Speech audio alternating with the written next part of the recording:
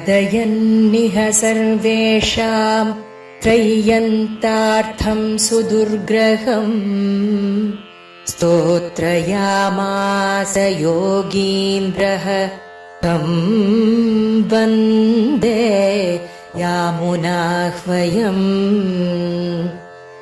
यत्पदाम्भोरुहध्यानविध्वस्ताशेषकल्मषः वस्तुतामुपयातोऽहं यामुनेयं नमामि तम्। नमो नमो यामुनाय यामुनाय नमो नमः। नमो नमो यामुनाय यामुनाय नमो नमः।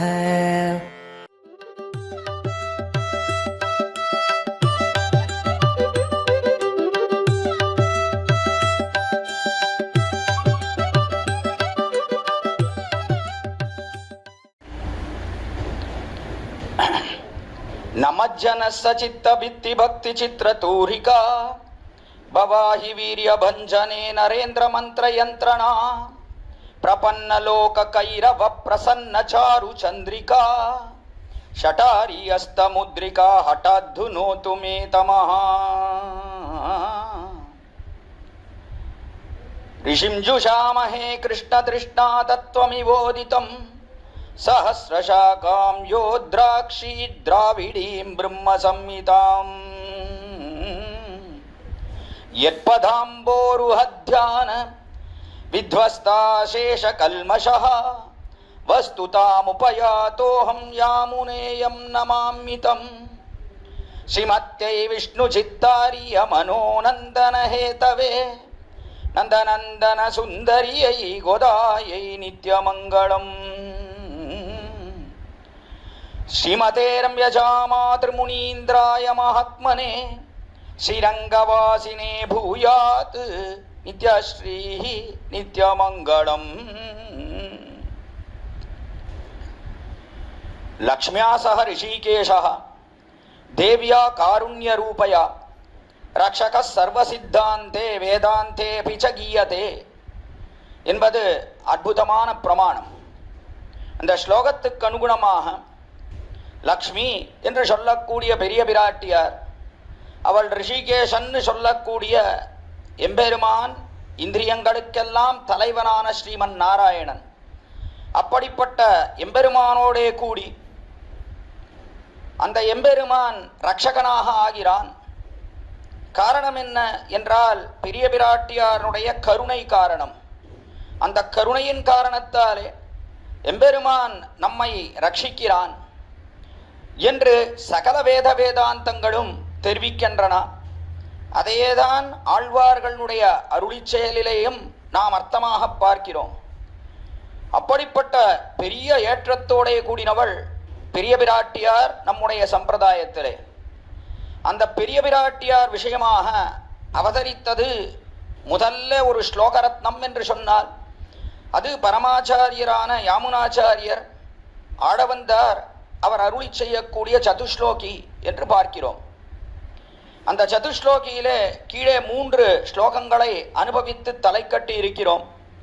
தொடர்ந்து 4ஆம் ஸ்லோகத்தினுடைய அர்த்தத்தை இன்று நாம் அனுபவிக்க வேண்டும். இந்த சதுஸ்லோகிக்கு என்ன பிரபாவம்?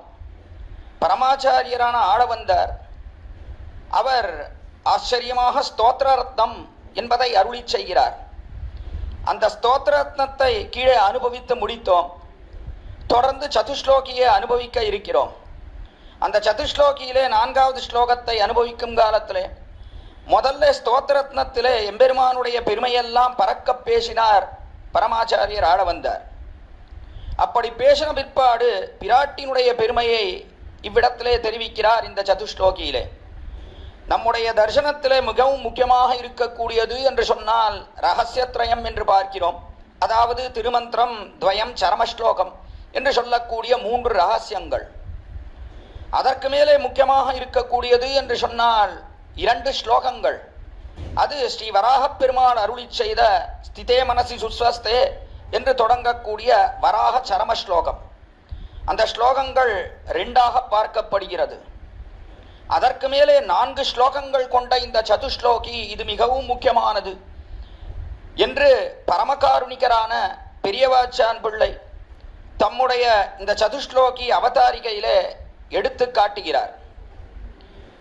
திருமந்திரம் துவயம் சரமஸ்லோகம் என்று சொல்லக்கூடிய 3 ரகசியங்கள், அந்த ரகசியத்தில் இருக்கக்கூடிய அர்த்தங்களை விவரிக்கக்கூடியது என்று சொன்னால் அது வராக சரமஸ்லோகம்னு சொல்ல வேண்டும். காரணம், அந்த திருமந்திரம் இருக்கே, அந்த திருமந்திரத்திலே ஸ்வரூபமும் ஸ்வரூபானுரூபமான பிராபியமும் சொல்லப்பட்டது. அதாவது ஓம் என்கிற பிரணவம், அதை தெரிவித்து மேலே நமோ நாராயணாயா என்று நாம் தெரிவிக்கிறோம் திருமந்திரத்திலே. அதிலே ஓம் என்கிற பிரணவத்தாலே ஜீவாத்ம ஸ்வரூபம் காட்டப்பட்டது. அதாவது ஜீவாத்மா எம்பெருமானுக்கே அடிமையாக இருக்கக்கூடியவன் என்பதை காட்டப்பட்டது. அப்படி எம்பெருமானுக்கே அடிமையான ஜீவாத்மா அவன் எம்பெருமானுக்கு எல்லா விதமான கைங்கரியங்களையும் செய்கிறான் என்பதை மேலே நமோ நாராயணாயா என்பது காட்டுகிறது. அதனாலே ஸ்வரூபமும் ஸ்வரூபத்துக்கு சேர்ந்த பலம் புருஷார்த்தம் அதை தெரிவிக்கிறது திருமந்திரம். இப்படிப்பட்ட புருஷார்த்தம், அதாவது எம்பெருமானுக்கே அடிமையான ஜீவாத்மா எம்பெருமானுக்கே கைங்கரியம் செய்கிறான் என்று தெரிவித்தால் அந்த கைங்கரியத்தை அடைவதற்கு எது உபாயம் என்று உபாயஸ்வரூபத்தை சொல்லக்கூடியது ஆச்சரியமான வராக சரமஸ்லோகமும் அதே போல இந்த சதுஸ்லோகியும். உபாயம் என்று சொல்லக்கூடியவன் யார் என்றால் எம்பெருமான். அதாவது உபாயம் என்றால் எம்பெருமானை அடைவதற்குண்டான வழி. அந்த வழி எம்பெருமானாகவே இருக்கிறான். உபாயம் எம்பெருமான் என்பதை தெரிவிக்கக்கூடியது ஸ்ரீ வராக சர்மஸ்லோகம். அவனே சோதிவாய் திறந்து தெரிவித்தான் அன்று பார்மகட்கு பூமி பிராட்டிக்கு, என்னை அவன் ஒருவன் இளம் வயதிலே நினைக்கிறானோ அப்படிப்பட்டவனை அவனுடைய மரண தசையிலே நான் நினைக்கிறேன், நானே வருகிறேன். அகம் ஸ்மராமி மத்பக்தம் நயாமி பரமாங்கதிம் என்று நானே வந்து நானே அவனை என்னுடைய மிகச்சிறந்த லோகமான பரமபதத்துக்கு அழைத்து செல்கிறேன் என்று ஸ்ரீ வராகப் பெருமாள் தெரிவித்தான். ஆக அவன்தான் உபாயம் என்பதை காட்டிக் கொடுத்தான் அவ்விடத்திலே எம்பெருமான். அப்படிப்பட்ட அவனே உபாயம் என்று அவன் தெரிவித்தானே, அதை அறிவொற்றியே பரமாச்சாரியரான ஆளவந்தாரும் இந்த 4 ஸ்லோகத்தாலே அவனே உபாயம், ஆனால் அவன் எப்படி உபாயமாக ஆகிறான் என்றால் பெரிய பிராட்டியாரனுடைய புருஷகாரத்தாலே அவன் உபாயமாக ஆகிறான் என்பதை தெள்ளத் தெளிய எடுத்து காட்டுகிறார் இவ்விடத்திலே. ஸ்ரீ வராக சரம ஸ்லோகத்திலே எம்பெருமான் தான் உபாயம் என்று தெரிவித்தான். ஆனால் பிராட்டினுடைய சம்பந்தத்தை அவ்விடத்திலே வெளிக்காட்டவில்லை. அப்படியல்லாமல் இந்த சதுஸ்லோகியிலே பிராட்டினுடைய பெருமை என்ன என்பதை தெரிவிக்கிறார் பரமாச்சாரியர். பிராட்டியோடைய சேர்ந்தே எம்பெருமான் உபாயமாக ஆகிறான். இவள் புருஷகாரம் செய்து நம்மை எம்பெருமானோடைய சேர்த்து வைக்கிறாள் என்பது இந்த சதுஸ்லோகியிலே காட்டப்படுகிறது. இதனாலே பிராட்டினுடைய வைபவத்தை பறக்க பேசக்கூடிய அத்தியாச்சரியமான இந்த 4 ஸ்லோகங்கள். அதிலே முதல் ஸ்லோகம், அந்த முதல் ஸ்லோகத்தாலே சொல்லப்பட்ட அர்த்தமாவது, அதாவது பெரிய பிராட்டியார் அவருடைய தன்மை எப்படி இருக்கிறது என்றால் அறப்பெரியவளாக இருக்கிறாள். அதற்கு காரணம் என்ன என்றால் எம்பெருமானோடைய சேர்ந்திருக்கிறபடினாலே. எம்பெருமான் அவன் ஈஸ்வரனாக இருக்கிறான், எல்லா பதார்த்தங்களையும் நியமிக்கக்கூடியவனாக இருக்கிறான், அறப்பெரியவனாக இருக்கிறான் எம்பெருமான். அப்படிப்பட்ட அவனுக்கு பத்னியானபடினாலே, அவனுக்கு மனைவியானபடினாலே பெரிய பிராட்டியாரானவளும் ஈஸ்வரியாக இருக்கிறாள், அவளும் அறப்பெரியவளாக இருக்கிறாள்.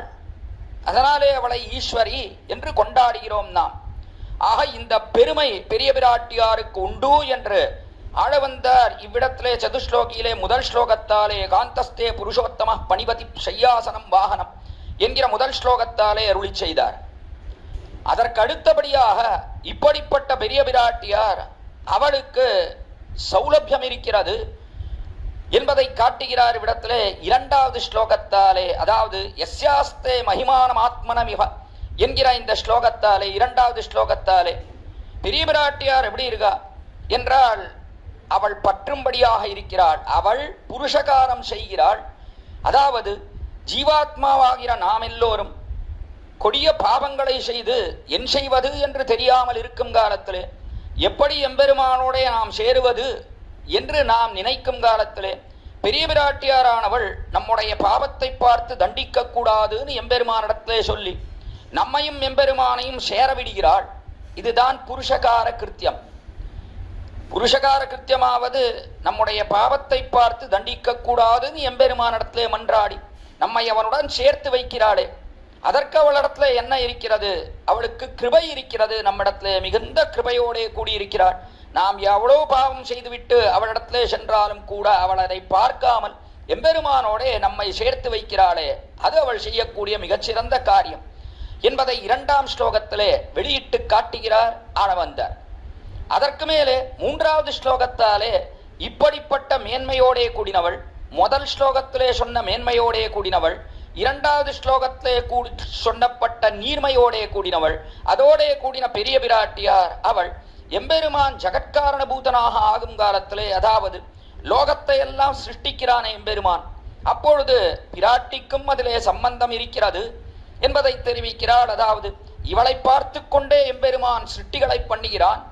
இவளுடைய புருவ நெறிப்புக்கேற்றா போலே, அதாவது இவள் புருவத்தை உயர்த்தினால் எம்பெருமான் உயர்ந்த பதார்த்தங்களை சிருஷ்டிக்கிறான், இவள் புருவத்தை நெருக்கினால் அப்பொழுது தாழ்ந்த பதார்த்தங்களை சிருஷ்டிக்கிறான், அவரவர்களுடைய கர்மானுகுணமாக என்பதை நாம் பார்க்கிறோம். ஆக இப்படி சிருஷ்டி பண்ணும் காலத்திலேயும் இவளை பார்த்தே எம்பெருமான் சிருஷ்டிக்கிறான் என்பதைத்தான் இந்த 3ஆம் ஸ்லோகத்திலே தெரிவித்து, அதற்கு மேலாகவும் இவ்விடத்திலே இவள் எம்பெருமான் அவன் உபாயமாகும் காலத்திலே இவள் பெரிய பிராட்டியாரானவள் அந்த உபாய பாவத்துக்கு சேர இவள் புருஷகாரமும் செய்கிறாள் என்பதையும் சொல்லுகிறாள் இவ்விடத்திலே 3ஆம் ஸ்லோகத்தாலே. அதை காட்டி அதற்கு மேலே 4வது ஸ்லோகம் இன்று நாம் அனுபவிக்க வேண்டிய ஸ்லோகம்.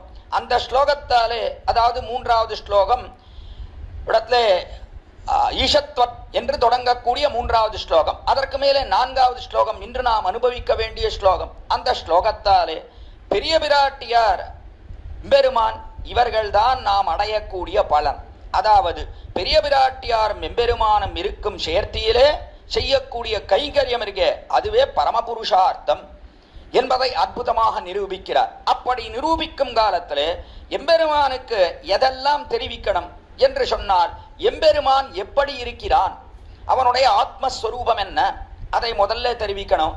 அதற்கு மேலே அவனுக்குண்டான திவ்யமங்கள விக்கிரகம் அது எப்படிப்பட்டது என்பதை தெரிவிக்க வேண்டும். இதற்கு மேலாக எம்பெருமான் இந்த லோகத்திலே பலபடியாக அவதரிக்கிறான்.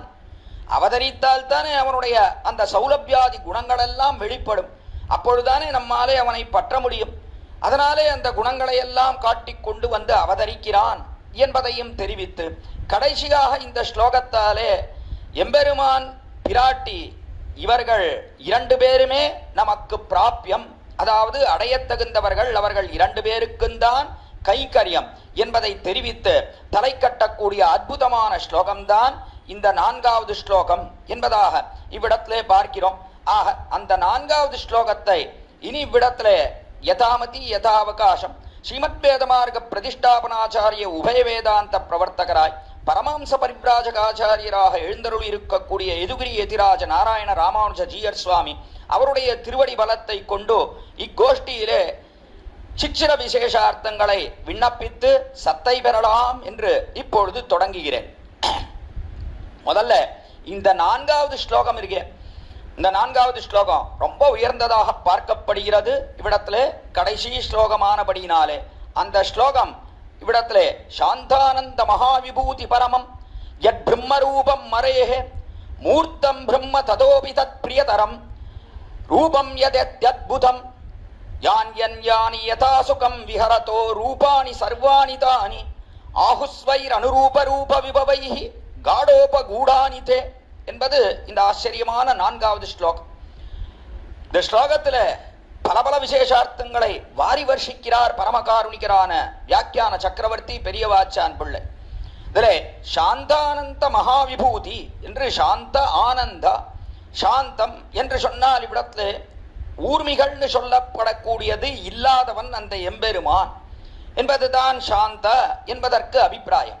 அதாவது என்ன, ஊர்மிகள்னா வேதாந்தம் அதுவே தெரிவிக்கிறது இவ்விடத்திலே எப்படிப்பட்டவன் என்ற எம்பெருமான் என்று சொன்னால் அசனாய பை பாலசோ என்று அவ்விடத்திலே அவன் பசி இல்லாதவனாக இருக்கிறான். அபிபாசகானா என்று அவனுக்கு தாகம் கிடையாது, அதற்கு மேலே அவனுக்கு மோகம் கிடையாது, அவனுக்கு சோகம் கிடையாது, அதற்கு மேலே அவனுக்கு ஜரை என்று சொல்லக்கூடிய கிழத்தனம் கிடையாது, அதற்கு மேலே அவனுக்கு சாவு மரணம் கிடையாது என்று இதை தெரிவிக்கிறது வேதாந்தமானது. இந்த 6 இருக்க இதுதான் ஊர்மிகள் என்று சொல்லப்படக்கூடியது. இந்த 6ம் இல்லாதவனாக இருக்கிறான் பிரம்மம் என்று சொல்லக்கூடிய எம்பெருமான். இவனுக்கு இந்த 6ம் கிடையாது. அதாவது பசி கிடையாது, தாகம் கிடையாது, மோகம் கிடையாது. மோகம் என்று சொன்னால் எத்தனையோ ஆசைகள், அந்த ஆசைகள் எல்லாம் அதற்கெல்லாம் அப்பாற்பட்டவன் சத்தியகாமனானபடியினாலே. அதற்கு மேலே அவனுக்கு மயக்கம் எதுவும் கிடையாது, சோகம் அது கிடையாது, எதனாலேயும் அவனுக்கு சோகம் கிடையாது. அதற்கு மேலே அவனுக்கு கிழத்தனம் கிடையாது, கடைசியாக அவனுக்கு மரணம் என்பது கிடையாது என்பதை இந்த வேதாந்தம் வாக்கியம் தெரிவித்து, அதற்கு மேலே ஸ்ரீ விஷ்ணு புராணத்திலையும் பராசர முனிவர் அவரும் காட்டக்கூடியது என்னென்ன, இந்த 6 கிடையாது என்று அவர் ஒன்றை தெரிவிக்கிறார். அதாவது எதுனா ஜாயத்தே, இதெல்லாம் உண்டான குறைகள், அதெல்லாம் என்ன இருக்கு, ஜாயத்தே, ஸ்திதி, பரிணமத்தே, வர்த்ததே, அபக்ஷீயத்தே, மிரியத்தே என்று சொல்லக்கூடிய 6, இந்த 6ம் கிடையாது. நமக்கெல்லாம் என்ன இருக்கு, ஜாயத்தே, ஜாயத்தேனா பிறப்பது, நாம் எல்லோரும் பிறக்கிறோம். அதற்கு மேலே ஸ்திதி, இடத்துல இருப்பது, பிறந்தால் மட்டும் போராது, குழந்தை பிறந்ததுன்னா இருக்கணும் இல்லையோ, அதற்கு மேலே இருப்பது. அதற்கு மேலே பரிணமத்தே, மாறுபாட்டை அடைகிறது, குழந்தையானது என்ன ஆகுது, அதற்கே மாறுபாட்டை அடைகிறது, தவளறது, உட்காரது, இதெல்லாம் பண்றது இல்லையோ, அந்த மாறுபாடுகள் ஏற்படுறது குழந்தைக்கு. அதற்கு பிற்பாடு வர்த்ததே, அது வளர்கிறது குழந்தையானது. அதற்கு மேலே அந்த குழந்தையானது வளர்ந்து அபக்ஷியதே, ஒரு காலத்துக்கு பிற்பாடு குறைந்து கொண்டே வருகிறது, தேகாரோக்கியம் குறைந்து கொண்டே வருகிறது, தேகத்தில் சக்திகள் எல்லாம் குறைகிறது, கடைசியாக முரியதே என்று மரணத்தை அடைகிறது என்று இந்த 6 விகாரங்கள் இருக்கு. இந்த 6 விகாரங்கள், அதாவது மாறுபாடுகள், இந்த மாறுபாடுகள் எதுவுமே இல்லாமல் இருக்கக்கூடியவன் தான் எம்பெருமான் ஸ்ரீமன் நாராயணன் என்று அதை முதல்ல தெரிவிக்கிறது இவ்விடத்திலே இந்த ஸ்லோகத்தாலே. அதாவது பரபிரம்மபூதனான ஸ்ரீமன் நாராயணன் அவனுடைய ஆத்மஸ்வரூபம் எப்படி இருக்கு அதை முதல்ல தெரிவிக்கிறார். ஆத்மஸ்வரூபம் என்பது அவனுடையது விபுவாக இருக்கக்கூடிய தத்துவம். அந்த ஆத்மஸ்வரூபம் எப்படி இருக்கு என்பதைத்தான் முதல் வரியிலே காட்டுகிறார். அதாவது இந்த குறைகளெல்லாம் அற்றது, இதெல்லாம் ஒரு நாளும் இதற்கு கிடையவே கிடையாது என்பதை முதல்ல தெரிவித்தார். இதெல்லாம் தெரிவித்து, அதாவது பரமாத்மா என்று சொல்லக்கூடிய எம்பெருமான் அப்படிப்பட்டவனுக்கு இதெல்லாம் கிடையாது என்று தெரிவித்து, சாந்த ஆனந்த, அடுத்தபடியா அவன் எப்படி இருக்கான் அப்படின்னா ஆனந்தமயாக என்று ஆனந்தமே வடிவெடுத்தவனாக இருக்கிறான் அந்த எம்பெருமான். அவனுடைய ஆனந்தத்துல எந்த குறையும் கிடையாதுன்னு என்று பார்க்கிறோம். இவ்விடத்துல ஆனந்தம், ஆனந்த ஸ்வரூபியாக இருக்கக்கூடியவன் அந்த எம்பெருமான். அப்படின்னா என்ன அர்த்தம் அப்படின்னா, அவன் ஒரு நாளும் அவனுக்கு துக்கம் என்பது கிடையவே கிடையாது. அதாவது அவன் எப்பொழுதும் ஆனந்தத்தோடையே கூடியிருக்கிறான். அந்த ஆனந்தமானது அது எப்படி இருக்கிறது, ஆனந்த ரூபமையனாய் இருப்பான் என்று சொன்னால் என்ன அர்த்தம் என்று கேட்டால், இவ்விடத்துல அவன் தன்னைத்தான் அனுபவிக்கும் காலத்துல அது பரமபோக்கியமா இருக்கு. அவன் தன்னைத்தானே அனுபவிக்கும் காலத்துல அவனுடைய திவ்யாத்மஸ்வரூபம் என்பதற்கு அது பரமபோக்கியமாக இருக்கிறது. இதுல சிறிது வேறுபாடு நம்ம எடுத்துட்டு பார்த்தா நமக்கு என்ன தோன்றது அப்படின்னா, என்னடா இது, இந்த ஜீவாத்மாவானது இது எம்பெருமானுக்கே அடிமைப்பட்டு இருக்கும் என்று நமக்கு அந்த ஞானமே இல்லாமல் இருக்கிறது. ஞானஸ்வரூபியானவன் ஜீவாத்மா, ஆனந்தஸ்வரூபியானவன் ஜீவாத்மா. ஆனால் நாம் அந்த ஆனந்தத்தை பரிபூர்ணமாக அடைகிறோமா என்று சொன்னால் கிடையாது. இந்த லோகத்திலே இருக்கும் பரியந்தம் அந்த ஆனந்தமானது தடைபடுகிறது நமக்கு இந்த சரீர சம்பந்தத்தாலே. அதனாலே எத்தனையோ துக்கங்களை நாம் அடைகிறோம். ஆனால் ஜீவாத்மாவினுடைய ஸ்வரூபம் என்ன, எப்பொழுதும் ஆனந்தமாக இருக்கக்கூடிய தன்மைதான். ஆனா நடுவேரோர் உடம்பிலிட்டுன்னு நடுவில் இருக்கக்கூடிய இந்த உடம்பானது அந்த ஆனந்தத்தை தடை செய்கிறது, ஞானத்தை தடை செய்கிறது என்று பார்க்கிறோம். ஆனால் அது கிடையாது எம்பெருமானுக்கு. எம்பெருமானுடைய ஆத்மஸ்வரூபம்னு சொல்லக்கூடியது அது எப்படி இருக்கு அப்படின்னா, பரிபூர்ண ஆனந்தமயமாகவே இருக்கிறது, ஆனந்தமே வடிவெடுத்ததாகவே இருக்கிறது அவனுடைய அந்த ஆத்மஸ்வரூபம் என்பதைத்தான் இங்கே ஆனந்தகா என்று பார்க்கிறோம். அதனால அவன் இருக்கானே, அந்த ஆத்மாவை பார்க்கும் காலத்துல அது அவனுக்கு தனக்குத்தானே போக்கியமா இருக்கு. நம்முடைய ஆத்மாவை நாம் ஆராய்ந்து பார்க்கும் காலத்துல என்னடா இது, எதோ விஷய ஞானம் எல்லாம் நமக்கு வந்து சேர்றது, தேவையில்லாத ஞானம் எல்லாம் வந்து சேர்றது, இதெல்லாமா வேண்டும்? ஜீவாத்மாவுக்கு இந்த ஞானம் எல்லாம் வேண்டியதில்லை. எது வேண்டும் என்றால் அர்த்தபஞ்சக ஞானம் வேணும், தத்துவத்திரய ஞானம் வேண்டும், இதெல்லாம் தான் வேண்டியது. ஆனா அதை தவிர நிறைய ஞானங்கள் எதோ தேவையில்லாததெல்லாம் வந்து சேர்றது என்று நம்மை நாம் பார்க்கும் காலத்துல நமக்கு ஆனந்தம் போய் துக்கம் வருகிறது.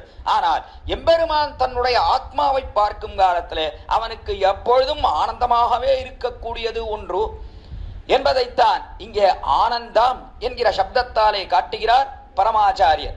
சாந்த ஆனந்த, அதற்கு மேலே சாந்தானந்த மகாவிபூதி பரம் என்று மகாவிபூதி. இந்த எம்பெருமான் எப்படி இருக்கான்? மகாவிபூதி என்றால் விபுத்தத்துவமாக இருக்கிறான், அறப்பெரிய விபுத்தத்துவமாக இருக்கிறான் அந்த எம்பெருமான்.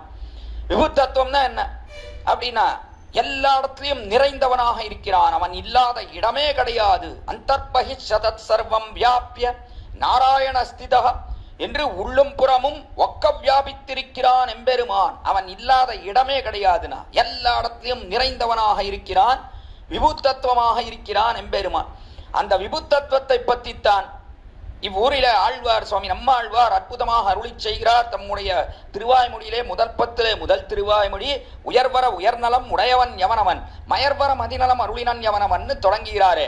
அதிலே எம்பெருமானுடைய விபுத்துவம் அது எப்படிப்பட்டதுன்னு அற்புதமாக தெரிவிக்கிறார். பரந்ததன் பறவையுள் நீர்தொறும் பரந்துடன் பரந்த வண்டமிதனான் இடவிஷம் ஒளிவர என்று பரந்ததன் பறவையுள் நீர்தொறும் என்று நீர் இருக்கே, சமுத்திரம் இருக்கே, அந்த சமுத்திரத்தினுடைய ஒவ்வொரு துளி ஜலத்துக்குள்ளேயும் எம்பெருமான் பரிபூர்ணமாக எழுந்தருளி இருக்கிறான். பரிசமாப்பிய வர்த்தித்வம், பரிபூர்ணமா இருக்கான், இன்னொரு இடத்துல இல்லையோ என்று சொல்லும்படியாக இருக்கிறான் என்று தெரிவித்தார். தெரிவித்த உடனே அங்கதான் ஒரு சந்தேகம் வந்தது ஆழ்வாருடனே. அந்த சந்தேகத்தை அவரே நிவர்த்திப்பிக்கிறார் அவ்விடத்திலே. அதாவது எம்பெருமான் ஒரு சிறிய துளி ஜலத்துக்குள்ளே இருக்கிறான், விபுத்தத்துவம் அறப்பெரியவன். அப்படிப்பட்டவன் சிறிய துளி ஜலத்துக்குள்ளே இருக்கிறான்னா எவ்வளவு சிரமப்படுவான்? மூச்சு விட முடியுமா அவனுக்கு? முடியாது இல்லையோ? நம்ம ஒரு ட்ரெயின்லயோ பஸ்லயோ நிறைய கூட்டம் இருக்கிறதுக்குள்ள நம்ம ஏத்தி விட்டா நமக்கு எவ்வளவு கஷ்டப்படுறது, மூச்சே விட முடியறது இல்லை நமக்கு.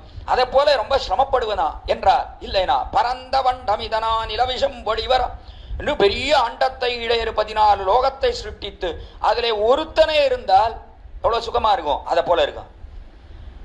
இன்னொரு இடத்துல இல்லையோ, இன்னொரு துளி ஜலத்திலே இவன் இல்லவே இல்லையோ என்று சொல்லும்படியாக பூர்ணமாக இருக்கிறான் நம்மிடத்துல ஒவ்வொரு துளி ஜலத்திலையும். அது எப்படி முடியும்னா அதான் அகடித கடனா சாமர்த்தியம், அவனுக்கே உண்டான சாமர்த்தியம். அது நம்முடைய நினைவுக்கும் வாக்குக்கும் அப்பாற்பட்ட சாமர்த்தியம் அவனுக்கு உண்டான அந்த சாமர்த்தியம். அப்படி எம்பெருமான் இருக்கிறானே, அறப்பெரியவனாக இருக்கிறான். அதைத்தான் விபு விபுன்னு சொல்லக்கூடிய தத்துவம். அதாவது எல்லாவற்றையும் தனக்கு ஷரீரமாக கொண்டிருக்கிறான், தான் ஷரீரியாக இருக்கிறான், தான் ஆத்மாவாக இருக்கிறான், நாம் அவனுக்கு ஷரீரமாக இருக்கிறோம். அதைத்தான் இங்கே மகாவிபூதே என்கிறபடினாலே ஆரவந்தார் காட்டுகிறார். பெருமான் எப்படி இருக்கான்? அறப்பெரியவனா இருக்கான், எல்லாம் அவனுக்கு ஷரீரமா இருக்கு.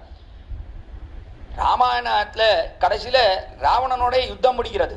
யுத்தம் முடிந்த பிற்பாடு ராவணன் கீழே மாண்டு கிடக்கிறான். அப்பொழுது தேவதைகள்லாம் வந்து ராமன் மீது புஷ்பவருஷ்டி அதையெல்லாம் பண்ணி அதற்கு மேலே அவிடத்தை பிரம்மா கொண்டாடுகிறார். ஜகத் சர்வம் ஷரீரம் தே. பிரம்மா தெரிவிக்கிறார், ராமனை பார்த்து தெரிவிக்கிறார், இந்த ஜகத்து முழுவதும் உனக்கு ஷரீரம் என்று அவர் கொண்டாடுகிறார். நாளை எம்பெருமான் இருக்கானே, அவன்தான் ஷரீரியாக இருக்கிறான். அவன் மற்றதெல்லாம் அவனுக்கு ஷரீரமாக இருக்கிறது. எஸ்ய ஆத்மா ஷரீரம் எஸ்ய பிருத்திவி ஷரீரம் என்று எவனுக்கு ஆத்மாவானது எல்லா ஆத்மாக்களும் அவனுக்கு ஷரீரமாக இருக்கிறது.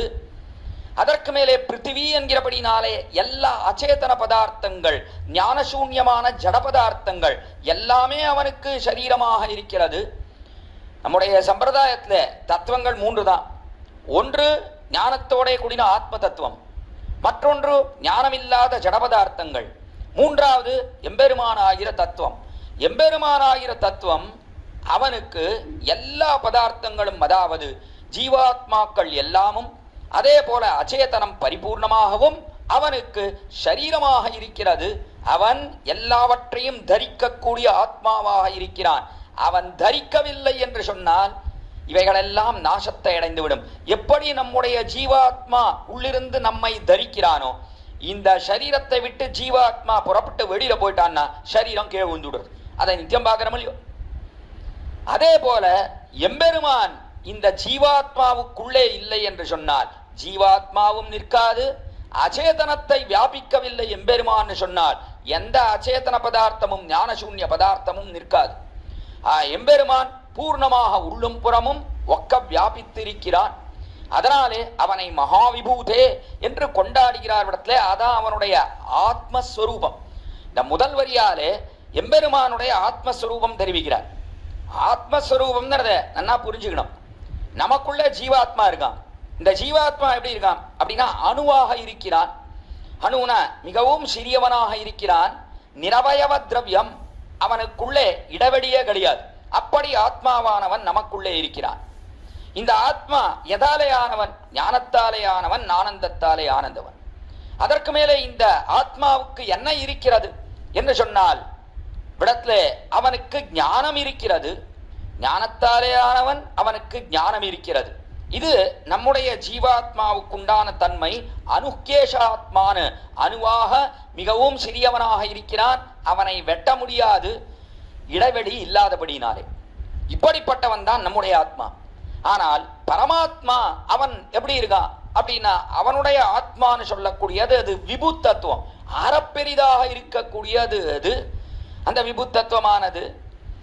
இதனாலே அவனுக்கு எல்லாமே நாம் எல்லோரும் சரீரமாக இருக்கிறோம். அந்த ஆத்மா அதுவும் ஞானத்தாலேயானது, ஆனந்தமயமாக இருக்கக்கூடியதுதான் பரமாத்மா என்று சொல்லக்கூடிய எம்பெருமானுடைய ஆத்மா. ஆனா என்ன வித்தியாசம் என்று சொன்னால் அது விபுவாக இருக்கிறது, இது அணுவாக இருக்கிறது. அது சேஷியாக இருக்கிறது, நாம் அவனுக்கு சேஷபூதனாக இருக்கிறோம். இது வித்தியாசம் என்று பார்க்கிறோம். அதனாலே இப்படிப்பட்ட பெரிய ஆத்மா, அதைத்தான் மகாவிபூதே என்று இங்கே தெரிவிக்கிறார் இடத்துல. சாந்தானந்த மகாவிபூதி, விபூதி பரமம். அதற்கு மேலே அவன் எப்படி இருக்கான்? அவனுடைய ஆத்மஸ்வரூபம் இருக்கு.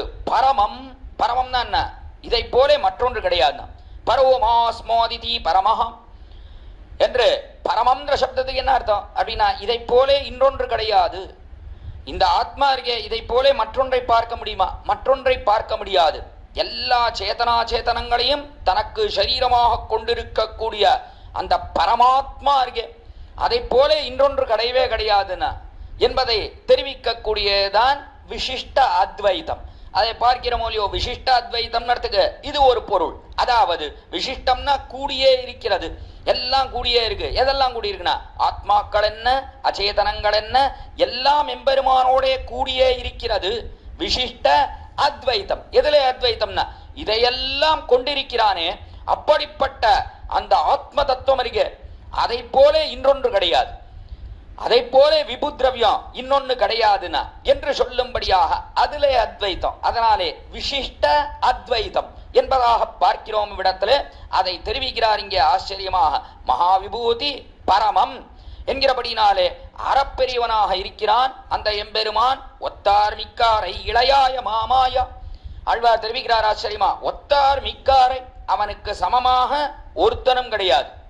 சரி, அவனுக்கு சமமா ஒருத்தனும் கிடையாது, ஆனா அவனை காட்டிலும் மேம்பட்டவன் இருக்கலாம் இல்லையோ என்று விசாரித்தார். மிக்காரை, அவனை காட்டிலும் மேம்பட்டவனும் கிடையாது, அவனுக்கு சமமானவும் கிடையாது, அவனை காட்டிலும் பெரியவனும் கிடையாது. எல்லாரும் அவனுக்கு கீழதான் இருக்க, எல்லாரும் தாழ்ந்தவர்களே தவிர அவனை காட்டிலும் மரப்பெரியவனோ அவனுக்கு சமமானவனோ யாருமே கிடையாது என்று ஆழ்வார் தெரிவிக்கிறார். எதை அடிவொத்தி தெரிவிக்கிறார்னா வேதமும் தெரிவிக்கிறது விடத்துல.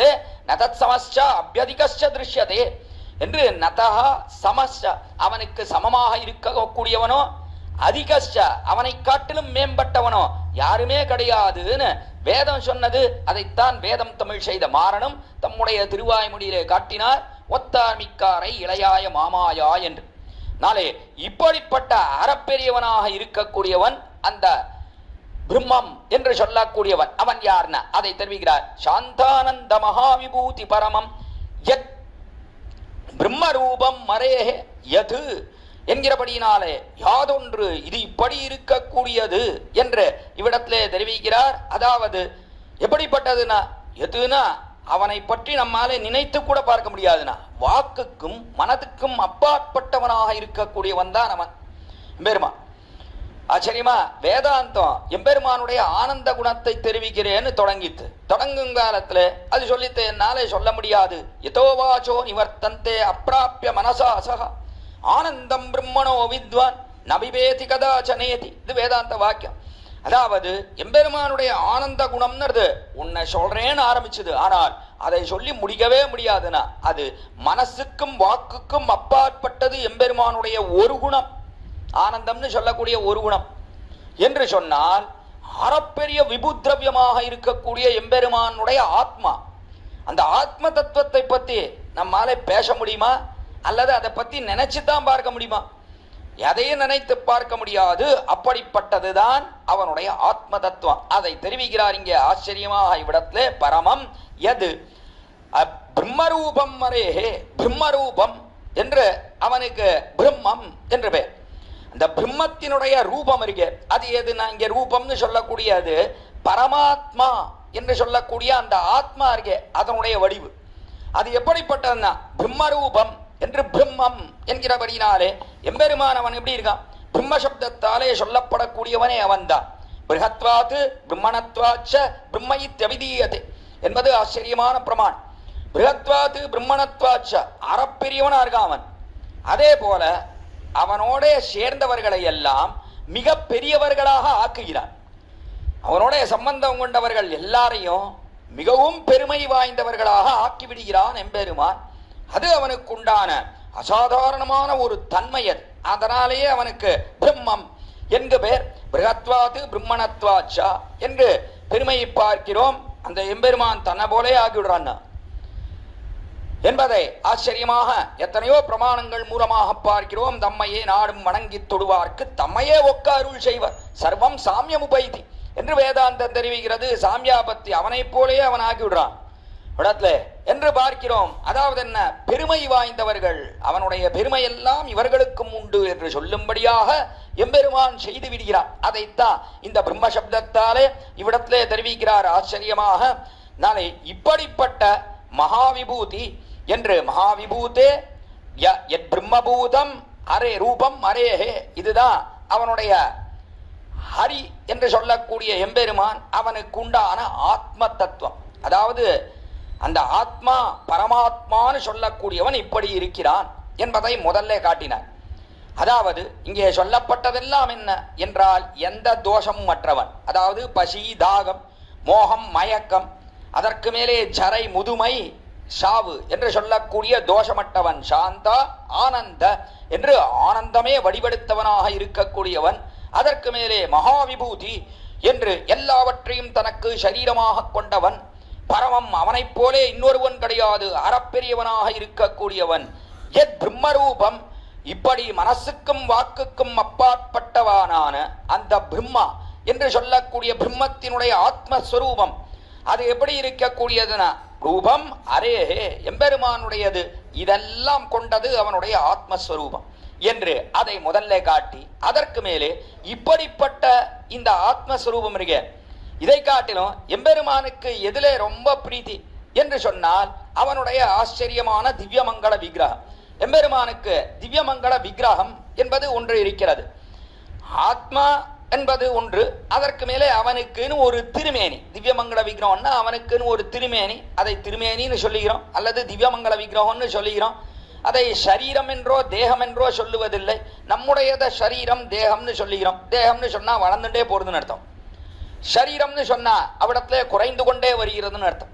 ஆக நம்முடையது தேகம் சரீரம் என்றெல்லாம் இதை பார்க்கிறோம். ஆனால் எம்பெருமானுடையது இடத்துல தேகம் என்றோ சரீரம் என்றோ சொல்லுவதில்லை. அவனுடையதை திவ்யமங்கள விக்கிரகம் என்றும் திருமேனி என்றும் நாம் எப்பொழுதும் சொல்லுகிறோம். அப்படிப்பட்ட ஆச்சரியமான எம்பெருமானுடைய அந்த திருமேனி இருக்க அதை பற்றி அடுத்தபடியாக சொல்லுகிறார்.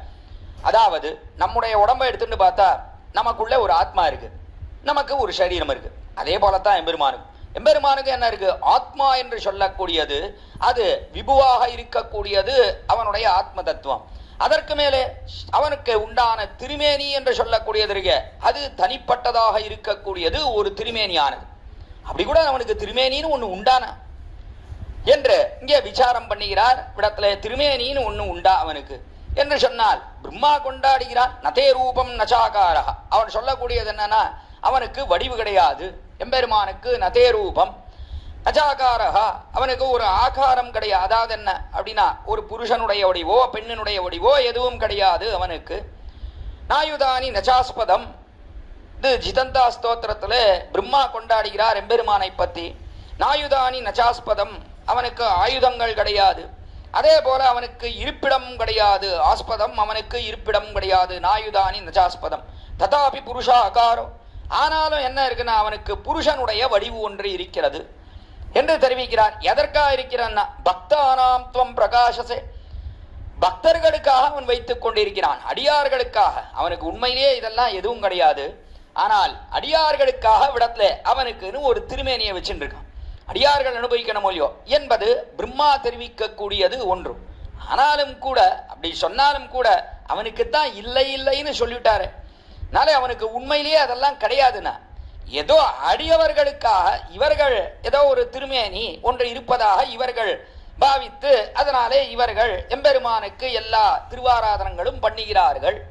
அதனாலே அவனுக்கு கிடையாது என்று நிறைய பேர் குச்சோத்தியம் பேசினார்கள் அந்த காலத்தில். குச்சோத்தியம் பேசினபடினாலே அவர்கள் வாயெல்லாம் அடக்கணும் இல்லையோ.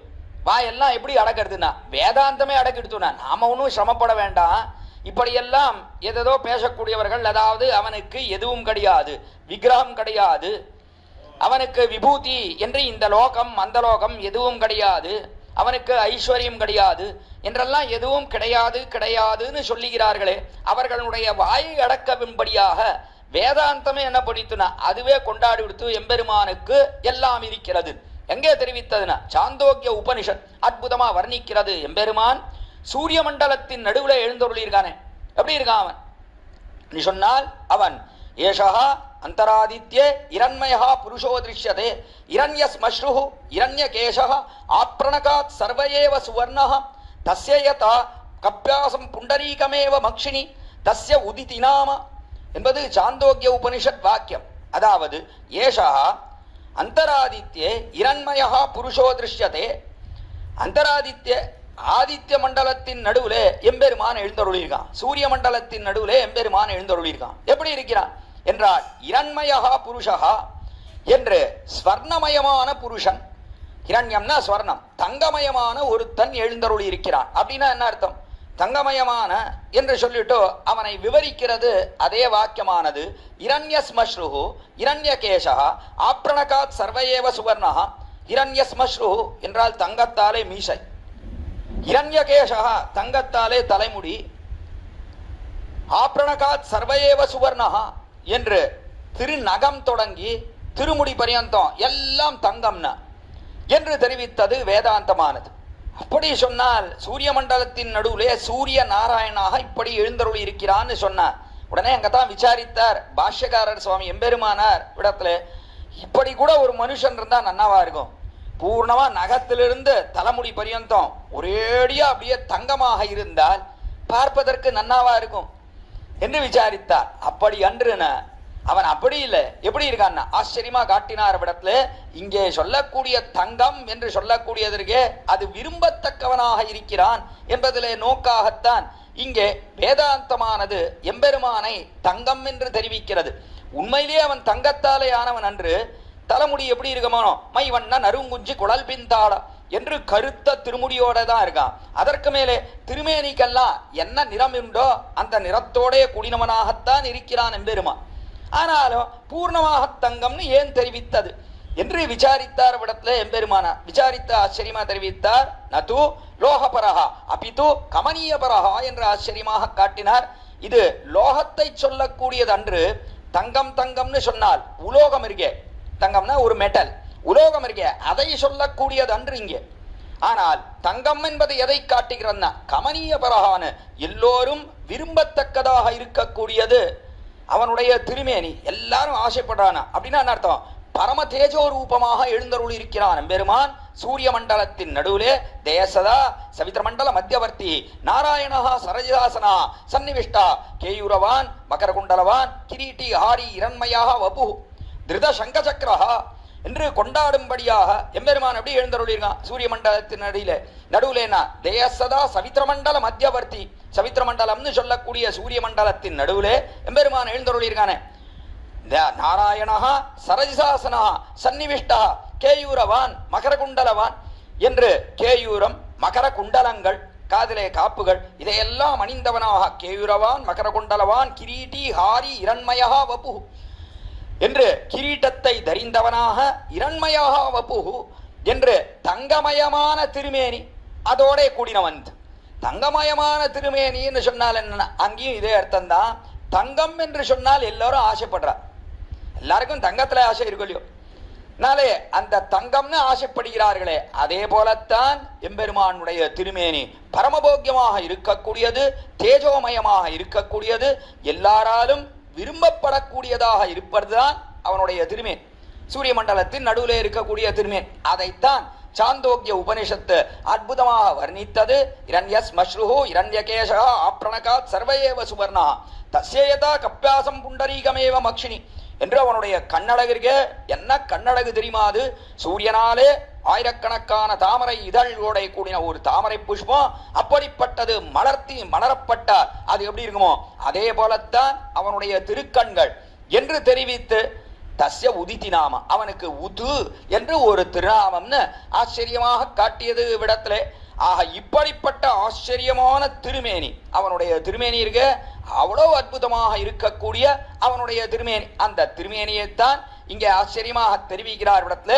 இரண்டாவது வரியாலே மூர்த்தம் பிரம்ம ததோபி தத் பிரியகரம் என்று மூர்த்தம் என்றால் அவனுக்கு ஒரு மூர்த்தி ஒரு வடிவெடுக்கிறது. அது எப்படி இருக்குன்னா அது மூர்த்தம், அது பிரம்ம ததோபி என்று பிரம்ம என்று பிரம்ம சப்தத்தாலே சொல்லப்படக்கூடிய எம்பெருமானுக்கு உண்டான அந்த திருமேனியானது அது எப்படி இருக்குன்னா ததோபி தத் பிரியகரம்.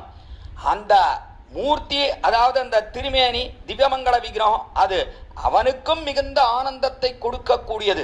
திவ்யாத்ம ஸ்வரூபத்தை காட்டிலும் திவ்யமங்கள விக்கிரகம் பரம ஆனந்தத்தை கொடுக்கக்கூடியது என்பதை பார்க்கிறோம். அவனுக்கு மட்டுமன்று நமக்கும் அதானே. நாமும் என்ன பண்றோம், அவனுடைய திருமேனியை பற்றுகிறோம் அவ்விடத்துல. இதைத்தான் ஆழ்வாரும் ஆசைப்பட்டார். நீராய் நிலனாய் தீயாய் காலாய் நெடுவானாய் சீரார் சுடர்கள் இரண்டாய் சிவனாய் அயனானாய். முதல்ல அவனுடைய திவ்யாத்ம ஸ்வரூபத்தை தெரிவிக்கிறார். பெருமான் எப்படி இருக்கான், நீராய் நிலனாய் தீயாய் காலாய் நெடுவான என்று எல்லாம் அவன் தான். பஞ்சபூதங்கள்னு சொன்னால் எல்லாம் அவனாக இருக்கிறான் அப்படின்னா அர்த்தம், எல்லாம் அவனிடத்திலே இருக்கிறது, எல்லாவற்றுக்கும் அவன்தான் ஷரீரியாக ஆத்மாவாக இருக்கிறான், எல்லா பதார்த்தங்களும் அவனுக்கு ஷரீரமாக இருக்கிறது என்று இதே இந்த ஆத்மஸ்வரூபத்தை தெரிவித்தார் ஆழ்வார் தம்முடைய ஆரம்பத்திலே 9ஆம் திருவாய்மொழியிலே.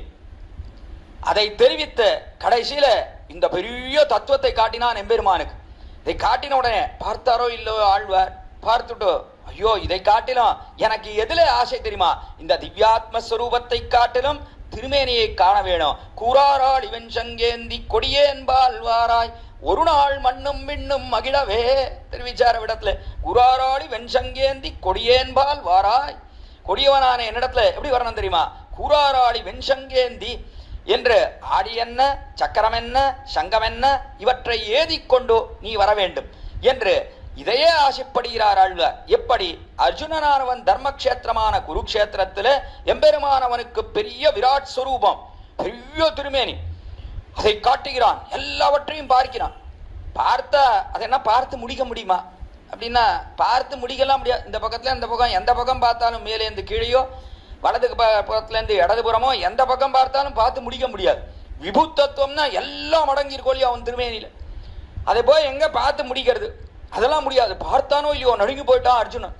அவனுக்கு திவ்யமான கண்ணை வேற கொடுத்தா, திவ்யமான கண்ணை கொடுத்து அதை கொண்டு பார்க்கிறான் அர்ஜுனன். பார்த்த பிற்பாடு அவனும் கடைசியிலே தெரிவித்தான்னா தேனைவர் ஊபேன சதுர்புஜேன கடபிரானே, ஐயோ இந்த திருமேனி இருக்க இந்த ஆத்மஸ்வரூபம் இது பார்க்கறது ரொம்ப கஷ்டமா இருக்கு, இதனாலே உம்முடைய 4 தோளோட எனக்கு எப்பவும் சேவை சாதிப்பீர, அப்படியே சேவை சாதி என்று கண்ணனிடத்தில் பிரார்த்தித்தான். கண்ணன் அர்ஜுனனுக்கு எப்பொழுதும் 4 தோளோட சேவை சாதிக்கிறான்.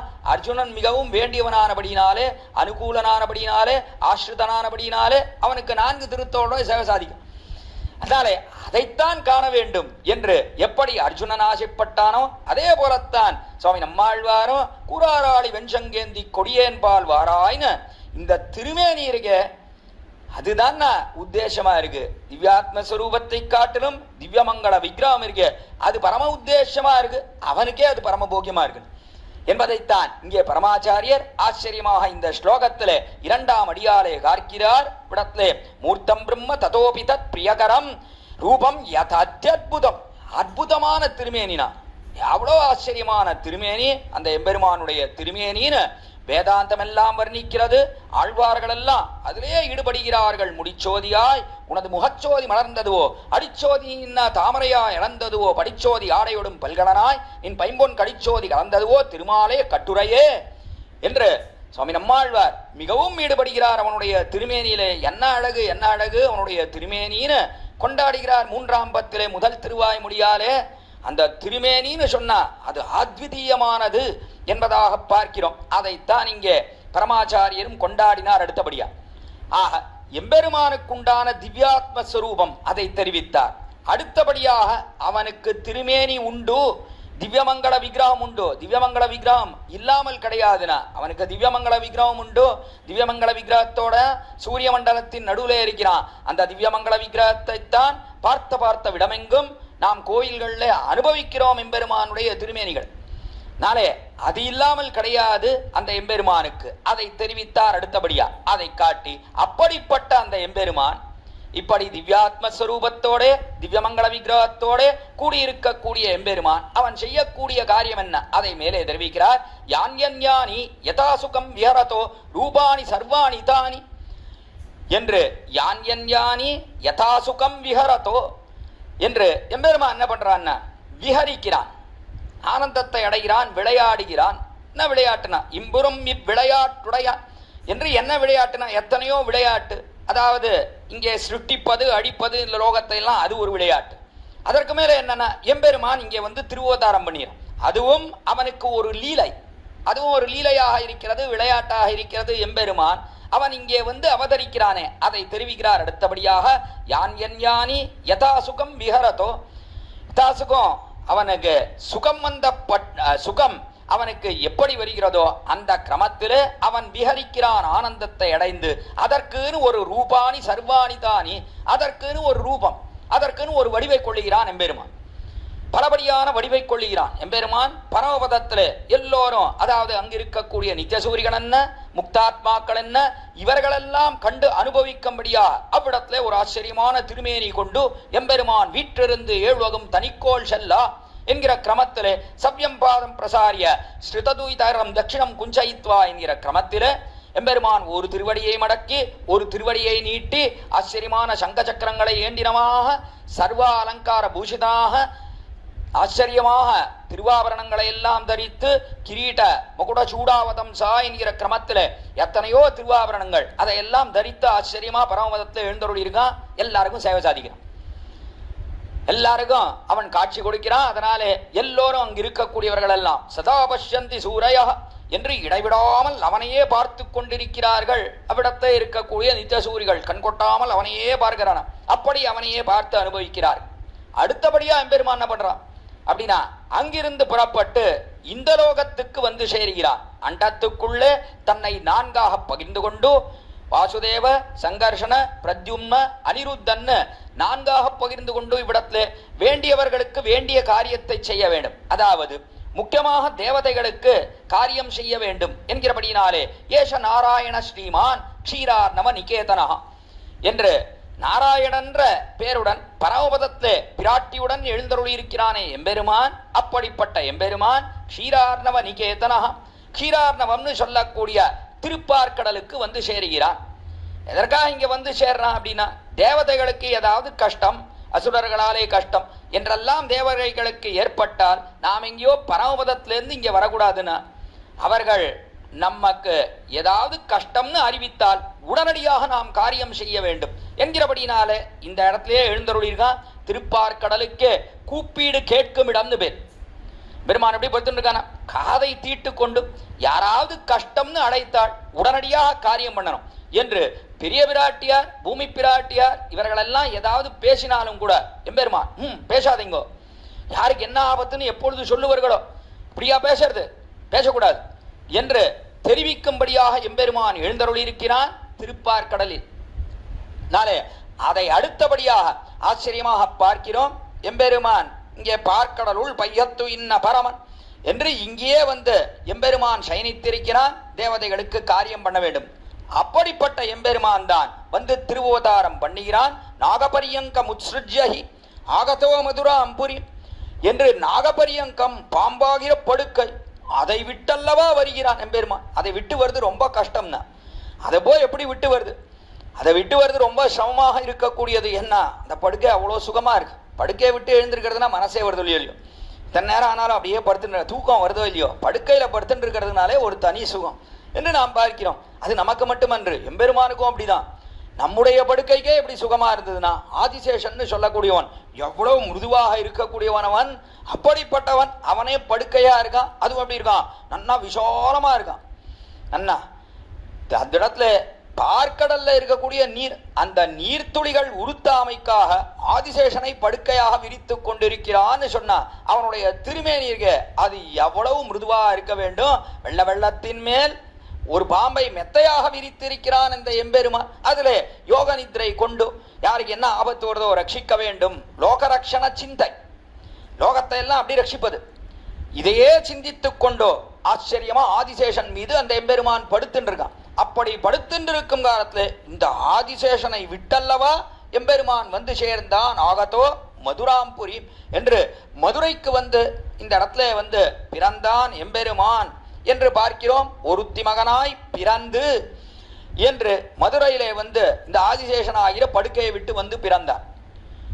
எம்பெருமான் இருக்கானே அவனுக்கு பிறவி உண்டு என்பதை பார்க்கிறோம். வேதம் தெரிவிக்கிறது. அஜாயமானஹா பகுதா விஜாயத்தை என்று, அஜாயமானஹா என்று பிறப்பில்லாதவன் அவன் பலபடியாக பிறக்கிறான். ஆழ்வாரும் தெரிவிக்கிறார், பிறப்பிலி பிறப்பே இல்லை என்று தெரிவித்து பல்படியாக பிறக்கிறான் எம்பெருமான் என்று ஆழ்வாரும் தெரிவிக்கிறார். அவனுக்கு பிறவி கிடையாது பெருமானுக்கு என்பது வேதாந்த வாக்கியம். ஆனா பிறவி இல்லைன்னு சொன்ன அதே வாக்கியத்துல பலபடியாக பிறக்கிறான்னு சொல்லித்து, அஜாயமானஹா பிறப்பில்லாதவன் பகுதா விஜயத்தை பலபடியாக பிறக்கிறான்னு தெரிவித்தது. விசாரித்தார்கள் நம்முடைய பூர்வாச்சார, பிறப்பில்லை பிறக்கிறான்னு சொன்ன அர்த்தம் அப்படின்னா அவன் நம்மை போல பிறப்பதில்லை. அவனுடைய பிறவிக்கு காரணம் கர்மாவன்று. நம்முடைய பிறவிக்கு காரணம் நம்முடைய கர்மா. அதாவது நம்முடைய ஜீவாத்மா ஒரு சரீரத்துக்குள்ளே பூகிறது, அதற்கு காரணம் நம்முடைய கர்மா காரணம். அதைத்தான் பிறவி ஜனனம்னு தெரிவிக்கிறோம். ஜீவாத்மா ஒரு சரீரத்துக்குள்ளே புகுந்தால் அதான் ஜனனம். ஜீவாத்மா சரீரத்தை விட்டு வெளியில போயிடுச்சுன்னா அதான் மரணம். ஆக இந்த ஜனனம் மரணம் என்று சொல்லக்கூடியதற்கு, அதாவது ஜீவாத்மா ஒரு சரீரத்துக்குள்ளே போவதும் அந்த சரீரத்திலிருந்து வெளியிலே செல்வதும் இருக்க, அப்படிப்பட்டது அது கர்மத்தின் காரணத்தாலே ஏற்படக்கூடியது இந்த ஜீவாத்மாவுக்கு. ஆனால் பரமாத்மாவான எம்பெருமான் அவனுக்கு பிறவி கிடையாதுன்னு அர்த்தம். கர்மத்தாலே பிறவி கிடையாது. அவன் பிறப்பதெல்லாம் கிருபையாலே, நம்மிடத்திலே உண்டான கருணையாலே கிருபையாலே நம்மை ரட்சிக்க வேண்டும் என்கிறபடினாலே எம்பெருமான் திருவவதாரம் பண்ணுகிறான். அதைத்தான் வேதாந்தம் தெரிவித்தது. அஜாயமானஹா பகுதா விஜாயத்தேன்னு காட்டியது. அதை அடிவொற்றித்தான் கண்ணபிரானும் தெரிவித்தான் ஸ்ரீ கீதையிலே. பகூனிமே வியதீதானி ஜன்மானி தவசார்ஜுனா தான்யகம் வேத சர்வாணி நத்வம் வேத்த பரந்தபா என்று கீதாச்சாரியனுடைய வார்த்தையும் அதுவாகவே பார்க்கிறோம். பகூனிமே வியதீதானி ஜன்மானி தவசார்ஜுனா, அர்ஜுனனே உனக்கும் பல ஜென்மங்கள் கழிந்தன, எனக்கும் பல ஜென்மங்கள் கழிந்தன என்று, என்னுடைய பிறவிக்கு முடிவே கிடையாதுனா. அர்ஜுனா, உன்னுடைய பிறவிக்காவது என்னைக்காவது ஒரு நாள் முடிவு உண்டு. என்னை பற்றினால் அப்புறம் பிற்பாடு இந்த லோகத்திலே பிறவி என்பது உன்னுடைய ஆத்மாவுக்கு கிடையாது, என்னோட பரமத்துல சேர்ந்துள்ளான். ஆனால் நான் அப்படி கிடையாதுனா, பிறந்து கொண்டே இருக்கிறேன் எப்பொழுதும். என்னுடைய பிறவிக்கு எண்ணிக்கையே கிடையாது, உன்னுடைய பிறவிக்கும் எண்ணிக்கை கிடையாது. ஏன்னா ஆத்மா நித்தியமா இருக்கான், சரீர சம்பந்தம் நித்தியமா இருக்கு. அதனாலே நம்முடைய பிறவிக்கு எண்ணிக்கையே கிடையாது, அவனுடைய பிறவிக்கும் எண்ணிக்கையே கிடையாது. ஆனால் நம்முடைய பிறவியாவது ஒரு நாள் முடிஞ்சு போறது, அவனுடைய பிறவி முடிவதே கிடையாது என்பதைத்தான் கீதாச்சாரியன் அற்புதமாக தெரிவித்தான். அதையே தான் பரம வைதிகரான சுவாமி நம்மாழ்வாரும் தெரிவிக்கிறார். என்னென்ன யோனியுமாய் பிறந்தான், எவ்வளவு யோனிகள்ல பிறக்கிறான் எம்பெருமான். மீனோடு ஆமை கேளல் அறிகுறலாய் முன்னமிராமனாய் தானாய் பின்னுமிராமனாய் தாமோதரனாய் கற்கியமானான் தன்னைன்னு திருமங்கையாழ்வார் அற்புதமா கொண்டாடுகிறார். ஒன்னா ரெண்டா எத்தனை பிறவிகள், தசாவதாரம்னு ஒரு 10 பார்க்கிறோம். அப்படி அதற்கு மேலாக எத்தனையோ பிறவிகள், என்னின்ன யோனியுமாய் நீ பிறக்காத யோனிகளே கிடையாது என்று ஆழ்வார் தெரிவிக்கிறாரே. அந்த கிரமத்தில் எத்தனையோ பிறவிகள் எம்பெருமானுக்கு, அவனுடைய பிறவிக்கு முடிவே கிடையாது. இப்படி எம்பெருமான் வந்து இந்த லோகத்திலே திருவவதாரம் பண்ணுகிறான். அது பண்ணுவதற்கே முக்கியமான காரணம் என்ன என்றால், லோகத்தில் இருக்கக்கூடியவர்களை எல்லாம் ரட்சிக்கணும். அதுக்காக எம்பெருமான் காலம் பார்த்துட்டே இருக்கான், எப்படா நம்ம வந்து பிறக்க போறோம் அப்படின்னு இதையே யோசிச்சுதான் திருப்பார்கடல்ல படுத்துட்டு இருக்கான். அதற்கு சேர என்ன பண்றா, தேவதைகளும் அவனை சென்று பிரார்த்திக்கிறார்கள். பெருமானே நீ வந்து பிறக்க வேண்டும், சைதேவை ருதீர்ணஸ்ய ராவணஸ்ய வதார்த்திபிஹி அர்த்திதோ மானுஷேலே ஓகே ஜக்னே விஷ்ணு சனாதனா என்று சைதேவை ருதீர்ணஸ்ய ராவணஸ்ய வதார்த்திபி, ராவணனை கொல்ல வேண்டும் என்கிறபடினாலே எல்லாரும் தேவதைகள் எல்லாம் போனா எம்பெருமானை பார்த்தார்கள் திருப்பார்கடல். பெருமானே ராவணன் இருக்கானே, ரொம்ப கொடியவனா இருக்கான், நிறைய இம்சை பண்றான், எங்களால தாங்க முடியல, தேவதைகளாகிற நாங்கள் மிகவும் சமத்தை அடைகிறோம் என்று அவர்களெல்லாம் தெரிவித்த காலத்துல எம்பெருமான் காத்துன்னு இருக்கான். சைதேவை உதீர்ணஸ்ய ராவணஸ்ய வதார்த்திபிஹி அர்த்திதா என்று ராவணனை கொல்ல வேண்டும் என்கிறபடினாலே அர்த்திதா மானுஷேலோகே ஜக்னே விஷ்ணு சனாதனா அப்படியே அர்த்தித்தார்கள், அவர்கள் பிரார்த்தித்தார்கள். அதனாலே எம்பெருமான என்ன பண்ணான் அப்படின்னா, அவனும் இந்த லோகத்துல வந்து பிறக்க வேண்டும்னு காத்து கிடந்து அவனும் வந்து பிறக்கிறான். ராவணனை கொல்லணும்னு ஒரு வியாஜம், அதை இட்டுக்கொண்டு அவன் பிறப்பது எதற்காக பிறக்கிறான் என்றால் எல்லாரையும் ரட்சிக்கணும் தான். லோகத்தில் இருக்கக்கூடியவர்கள் அத்தனை பேரையும் ரட்சிக்க வேண்டும் என்கிறபடினாலே எம்பெருமான் வந்து திருவோதாரம் பண்ணுகிறான். தன்னுடைய குணங்களை காட்ட வேண்டும். குணங்களை காட்டினால் அப்பொழுது எல்லாரும் வந்து நம்மளோட சேர்வர்களோ இல்லையோ என்கிறபடினாலே தான் ராவணனை கொல்ல வேண்டும் ஒரு வியாஜத்தை இட்டுக்கொண்டு எம்பெருமான் வந்து இந்த லோகத்திலே திருவதாரம் பண்ணினான். அப்படி பண்ணும் காலத்திலே தன்னுடைய குணங்களை எல்லாம் காட்டினான். குணங்களை காட்டினால் அப்பொழுது எத்தனையோ பேர் நம்மை பற்றுவர்கள். பற்றுகிறபடினாலே இந்த ஜீவாத்மாக்களை எல்லாம் நாம் பரமபதத்துக்கு அழைத்து செல்லலாம், அவர்களுக்கும் ஆனந்தத்தை கொடுக்கலாம், இவர்களோட சேர்ந்து நாம் ஆனந்தத்தை அனுபவிக்கலாம் என்று நினைத்து எம்பெருமான் இந்த லோகத்துல தன்னுடைய குணங்களை எல்லாம் காட்டினான். ராமனாக பிறந்த காலத்திலே குணத்தை காட்டுறது மட்டும் இல்லைனா, இப்படி குணத்திலே ஈடுபடாதவர்களுக்கு நம்முடைய திருமேனியை காட்டுவோம், நம்முடைய அழகை காட்டுவோம். அழகை பார்த்தால் அழகிலே மயங்காதவர்கள் யாருமே கிடையாது. எல்லாரும் அழகிலே மயங்குறோம். சாதாரணமா மனுஷர்களுடைய அழகு இருக்கட்டும்னா, அச்சேதன பதார்த்தங்கள் மலையும் மரமும் கல்லும் எதுவா இருந்தாலும் நம்ம இழுக்கிறதோ இல்லையோ. காரணம் என்ன, அழகு. அழகு இருக்குன்னு சொன்னா எதுவா இருந்தாலும் பார்க்கணும். எத்தனை ஊர்களுக்கு பிரயாணம் பண்றா, எல்லாம் எத்தனையோ ஊர்களுக்கு போயிட்டே இருக்கா. ஆச்சு ஏதாவது ஒரு லீவுன்னு வந்ததுன்னா உடனே அங்கங்க ஊருக்கு கிளம்பிடுறான். எதுக்காக அப்படின்னா எத்தனையோ இடங்களை பார்க்க வேண்டும், இடங்களை பார்க்க வேண்டும்னு ஆசை தானே. அந்த இடங்கள் எல்லாம் ரொம்ப அழகா இருக்குன்னா அதை பார்க்கணும்னு எல்லாரும் துடிக்கிறார்கள். எத்தனையோ இடத்துக்கு போய் சேருகிறார்கள்னு பார்க்கிறோம் இந்த லோகத்துல. அதனாலே அழகுன்னு சொன்னா அதுல மயங்காதவர்கள் யாருமே கிடையாது. அதுவும் எம்பெருமானுடைய அழகுன்னு சொன்னா அப்படிப்பட்ட அழகு, அந்த அழகு இருக்க அதுல எல்லாரையும் மயக்கி விட வேண்டும் என்று நினைத்தான் எம்பெருமான். அதனாலே சக்கரவர்த்தி திருமானாக வந்து திருவதாரம் பண்ணினான். தைரதன் பெற்ற மரகத மணி தடம்னுட்டார் ஆழ்வன். தசரதன் இருக்கானே எதை பெற்றான்னா ஆச்சரியமான ஒரு ஏரினா ஒரு தடாகம். அந்த தடாகம் அப்படி இருக்கு. தடாகம்னு சொல்லக்கூடியது அது என்ன பண்றது, ஏரின்னு சொல்லக்கூடியது இருக்கே, அது நம்முடைய உஷ்ணத்தை எல்லாம் போகிறது. அதுல இப்போ நன்னா மூழ்கி குளித்தோம்னு சொன்னா நமக்கு அவ்வளோ சுகத்தை கொடுக்கிறது அந்த ஏரியானது. அதே போலத்தான் தாபத்ரயங்கள், அதாவது ஆத்தியாத்மிக, ஆதிபௌதிக, ஆதி தெய்வீகம்னு சொல்லக்கூடிய இந்த தாபத்ரயத்தாலே பீடிக்கப்பட்டவர்கள் நாம் எல்லோரும். ஆத்தியாத்மிக அதாவது சரீரத்தாலே ஏற்படக்கூடிய எத்தனையோ கட்டங்கள், ஆதி தெய்வீக அதற்கு மேலே ஆதி தெய்வீகம்னு தெய்வத்தாலே ஏற்படக்கூடியது, அதாவது தேவதைகளாலே ஏற்படக்கூடிய புயல் பூகம்பம் முதலியவைகள், அதனாலே எத்தனையோ கஷ்டங்கள். அதற்கு மேலே ஆதி பௌத்திகம் என்று சொல்லப்படக்கூடிய மத்த பூதங்கள், மத்த உயிரினங்கள், பாம்பு முதலிய உயிரினங்கள் இருக்க, அதாலே ஏற்படக்கூடிய எத்தனையோ கஷ்டங்கள். இந்த கஷ்டங்கள் எல்லாம் இருக்கு. கொசு இருக்கு, எல்லாம் அதெல்லாம் கடிக்கிறது, அதுவும் கஷ்டம்தான். கொசு கடிச்சுன்னா தூங்க விடுறதா, தூங்கவே விடுறது இல்லையோ, ராத்திரி முழுக்க அடிச்சுட்டே இருக்க வேண்டியது. அத்தை நம்ம அடிச்சு கடைசியில எல்லாம் உடம்பெல்லாம் கார்த்தால எழுந்து பார்த்தா வீங்கி போடுறது. இப்படி அல்லவா கடிக்கிறதுன்னு பார்க்க.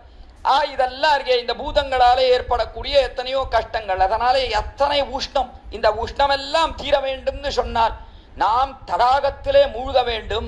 அந்த தடாகம் யாருன்னா அதுக்காகவே உன்னை பத்தான் தசரதன் தைரதன் பெற்ற மரகத மணித்தடம் என்று ஆச்சரியமான ஏரி, மரகத மணித்தடமாக இருக்கக்கூடிய ஒரு ஏரி தடாகம் சக்கரவர்த்தி திருமால். அப்படி அந்த எம்பெருமான் இந்த லோகத்திலே வந்து திருவோதாரம் பண்ணி எல்லோரையும் வசீகரத்து தன்னுடைய குணத்திலே ஈடுபடுத்தி, குணத்திலே ஈடுபடாதவர்களையும் தன்னுடைய அழகிலே ஈடுபடுத்தி, இப்படி அல்லவா எம்பெருமான் காரியம் செய்தான் அக்காலத்திலே. ஆக இதுதான் அவனுடைய ஆச்சரியமான அவதாரம். இந்த அவதாரங்கள் எல்லாம் இருக்கு, அது எதனாலே செய்கிறான் எம்பெருமான் என்று சொன்னால் அவனுடைய இச்சையாலே செய்யக்கூடியது. ஆச்சரியமா ஸ்ரீ விஷ்ணு புராணத்திலே பராசர முனிவர் தெரிவித்தார், இச்சாகிரஹீத அபிமத ஊருதேகா, தன்னுடைய இச்சையாலே தனக்கு ஆசைப்பட்ட, அதாவது இச்சைனா என்ன, தன்னுடைய சங்கல்பத்தாலே தனக்கு ஆசைப்பட்ட வடிவு அதை கொள்கிறான் எம்பெருமான். அதனால்தான் மீனாக பிறக்கிறான், ஆமையா பிறக்கிறான், வராகமா பிறக்கிறான், நரசிம்மனா பிறக்கிறான். இப்படியெல்லாம் தன்னுடைய இஷ்டத்துக்கு சேர அவன் ஒரு சரீரத்தை பரிகிரகம் பண்ணிக் கொள்கிறான், ஒரு திருமேனியை ஏற்றுக்கொள்கிறான். நமக்கெல்லாம் அந்த இச்சை கிடையாது. நமக்கு அந்த இச்சை இருந்தது, நம்ம ஆசைப்பட்ட பிரகாரம் இந்த சரீரத்தை நாம் எடுத்துக்கொள்ளலாம்னு சொன்னா கேட்கவே வேண்டாம். அதை காட்டும் வேறு நாசம் வரவே கிடையாது. எல்லாரும் எப்படிப்பட்ட சரீரங்களை எல்லாம் எடுத்துக்கொள்வோம்னு, எதெல்லாம் நமக்கு நரகத்துக்கு கொண்டு போய் தள்ளக்கூடியதா இருக்கோ அப்படிப்பட்ட சரீரத்தை தான் நாம் தேர்ந்தெடுப்போம். அதுல எத்தனை பாவம் பண்ணாமோ அப்படியெல்லாம் பாவம் பண்ண வேணும்னு அதுக்கு கேறதா நாம் சரீரத்தை தேர்ந்தெடுப்போமே தவிர வேறொன்று கிடையாது. அதனால தான் தெரிவித்தேன், அதுவே நாசகரம். அதனால தான் எம்பெருமான் அதை நம்ம கையில கொடுக்கல. அதை மட்டும் கொடுத்துருந்தான், அவனுக்கு இஷ்ட பிரகாரம் சரீரத்தை எடுத்துக்கோங்கோ அப்படின்னு கொடுத்துருந்தான்னா வேண்டியதே இல்லை. நரகத்துல தான் எல்லாரும் போய் சேருவோமே தவிர ஒரு நாளும் அவனை நினைத்து கூட பார்க்க மாட்டோம். அதான் நடக்கும். இதை அறிந்த எம்பெருமான் அதனால்தான் அதை நமக்கு கொடுக்கவில்லை, அதை தன்னிடத்திலே வைத்துக் கொண்டிருக்கிறான். அவனுக்கு எப்படி இருக்குன்னா சங்கல்பத்தாலே அவன் சரீரத்தை பரிகிராம் பண்ணிக் கொள்கிறான், திருமேனியை எடுத்துக் கொள்கிறான். இச்சாகிரஹீத அபிமத ஊருதேகா என்று ஆச்சரியமாக தெரிவிக்கிறார் ஸ்ரீ பராசர முனிவர். இப்படி அந்த எம்பெருமான் திருமேனியை கொள்கிறான். எதற்காக கொள்கிறான்? ராமனாக வந்து பிறந்தான் இதற்காக என்று பார்த்தோம். அதே போல கண்ணபிரானாக வந்து பிறக்கிறானே, அதுல அவன் காரணத்தையும் அவனே தெரிவித்தான். ஸ்ரீ கீதையிலே சோதிவாய் திறந்து அவனை அருளி செய்கிறான். பரித்ராணாய சாதுனாம் விநாசாய சதுஷ்கிருதாம் தர்ம சம்ஸ்தாபனார்த்தாய சம்பவாமி யுகே யுகே என்று ஆச்சரியமா அவனே தெரிவித்தான். பரித்ராணாய சாதுனா என்று சாதுக்களை எல்லாம் நன்றாக ரட்சிக்க வேண்டும். அதான் முதல்ல சொன்னது விடத்திலே அது மிகவும் முக்கியமானது என்று காட்டுகிறார் ஸ்ரீ பாஷ்யகாரர் தம்முடைய கீதா பாஷ்யத்திலே. அதாவது அவன் வந்து திருவதாரம் பண்ணுகிறானே, அதற்கு முக்கியமான பிரயோஜனம் என்ன? பரித்ராணாய சாதுனா, சாதுக்களை நன்றாக ரட்சிக்க வேண்டும். ஏன்னா சாதுக்கள் எல்லாம் அப்படி இருக்கானா, எம்பெருமானை பார்க்க வேண்டும் பார்க்க வேண்டும்னு ஆசைப்படுகிறார். இந்த கண்ணை கொண்டு அவனை பார்க்க வேண்டும்னு ஆசைப்படுகிறார்கள் சத்துக்கள் எல்லோரும். அப்படி ஆசைப்படுகிறபடினாலே அப்போ எம்பெருமான் என்ன பண்ணோம் அப்படின்னா வந்து பிறக்கணும் இல்லையோ. மற்றதெல்லாம் எப்படி இருக்குன்னா யாரையாவது அசுரர்களை கொல்லணும் என்று சொன்னால் எம்பெருமான் இருந்த இடத்துல இருந்தே பண்ணலாம். சங்கல்பத்தாலேயே எம்பெருமான் அசுரர்கள் கொல்லப்படட்டும், தர்மமானது நிலைநாட்டப்படட்டும், அதர்மமெல்லாம் போகட்டும் ஒழியட்டும் என்று சங்கல்பத்தாலேயே இதெல்லாம் பண்ணிவிடலாம். ஆனால் எதை பண்ண முடியாதுன்னா ஆசைப்படுகிறார்களே சாதுக்கள் அவனை கண்ணாலே காண வேண்டும்னு, அதை சங்கல்பத்தால பண்ண முடியுமோ? பண்ண முடியாது. அதற்கு என்ன பண்ணோம்? நேர வந்து பிறக்கணும், அவர்கள் கண் காணும்படியாக நிற்க வேண்டும். அப்படி வந்து நின்றான். அக்காலத்திலே ஸ்ரீ பார்த்தசாரதி எம்பெருமான் கண்ணனாக வந்து திருவோதாரம் பண்ணுகிறான். சகலநயன மனுஜ விஷயதாங்கதா என்று தெரிவிக்கிறார் ஆச்சரியமா கீதா பாஷ்யத்திலே. எல்லாரும் கண் கொண்டு பார்க்கும்படியாக எம்பெருமான் இவ்விடத்திலே ஒரு திருமேனியை பரிகிரகித்துக் கொண்டான் என்று ஆச்சரியமாக தெரிவிக்கிறார் இடத்துல. அது எதற்காக எடுத்துக்கொண்டதுன்னா பரித்ராணாய சாதுனாம் விநாசாய துஷ்கிருதாம், கெட்டவர்களை அழிப்பதற்காகவும் தர்ம சம்ஸ்தாபனார்த்தாய தர்மத்தை நிலைநாட்ட வேண்டும் என்கிறபடினாலேயும் சம்பவாமி யுகே யுகே ஒவ்வொரு யுகத்திலேயும் நான் வந்து திருவோதாரம் பண்ணுகிறேன்னு கீதாச்சாரியன் அவனே சோதிவாய் திறந்து அத்தியுதமாக அருளி செய்கிறான் அவ்விடத்துல. அதனாலே எம்பெருமான் கண்ணனாக வந்து திருவோதாரம் பண்ணினான். அதற்கு காரணமும் என்னன்னா காரணத்தையும் ஆச்சரியமா தெரிவித்தார். அந்த காலத்துல பூமியிலே பாரம் நிறைய ஆயிடுத்து. கீழே ராமனாக பிறந்ததற்கு காரணம் பார்த்தோமா, ராவணனை கொல்ல வேண்டும் என்று தேவதைகள் பிரார்த்தித்தார்கள், வந்து பிறந்தா ராமனா. இப்ப கண்ணனாக பிறந்ததற்கு காரணம் என்ன? பூமியிலே கெட்ட க்ஷத்திரியர்கள் நிறைய பேர் நிறைஞ்சு போயிட்டா, நாளே பூமியிலே பாரம் அதிகமாயிடுத்து. அந்த பாரத்தை எல்லாம் போக்கிக் கொள்ள வேண்டும்னு பூமிக்கு அதிதேவதையான பூமி பிராட்டி ஒரு பசுவினுடைய வடிவத்தை எடுத்துக்கொண்டு சென்று பிரம்மாவினிடத்திலே பிரார்த்திக்க, பிரம்மாவானவர் நாம் சென்று எம்பெருமானை கேட்போம், அவன் தான் நான் இதற்கு வழி சொல்ல முடியும், என்னால ஒண்ணும் பண்ண முடியாதுன்னு எல்லா தேவதைகளும் இந்த பசுவோடைய கூட சென்று திருப்பார்க்கடல்ல எம்பெருமானை பார்த்து அப்பொழுது பிரார்த்தித்தார்கள். வேண்டித்தேவர் இறக்க வந்து பிறந்து வீங்கிருள்வாய் பூண்டு அன்றன்னை புறம்ப போய் அங்கோர் ஆய்க்குளம் புக்கது. சுவாமி நம்மாழ்வார் அற்புதமா தெரிவிக்கிறார். வேண்டித்தேவர் இறக்க வந்து பிறந்ததும் வீங்கிருள்வாய் பூண்டு அன்று அன்னை புறம்ப போய் என்று வேண்டினார்கள். தேவதைகள் எல்லாம் வேண்டினார்கள்.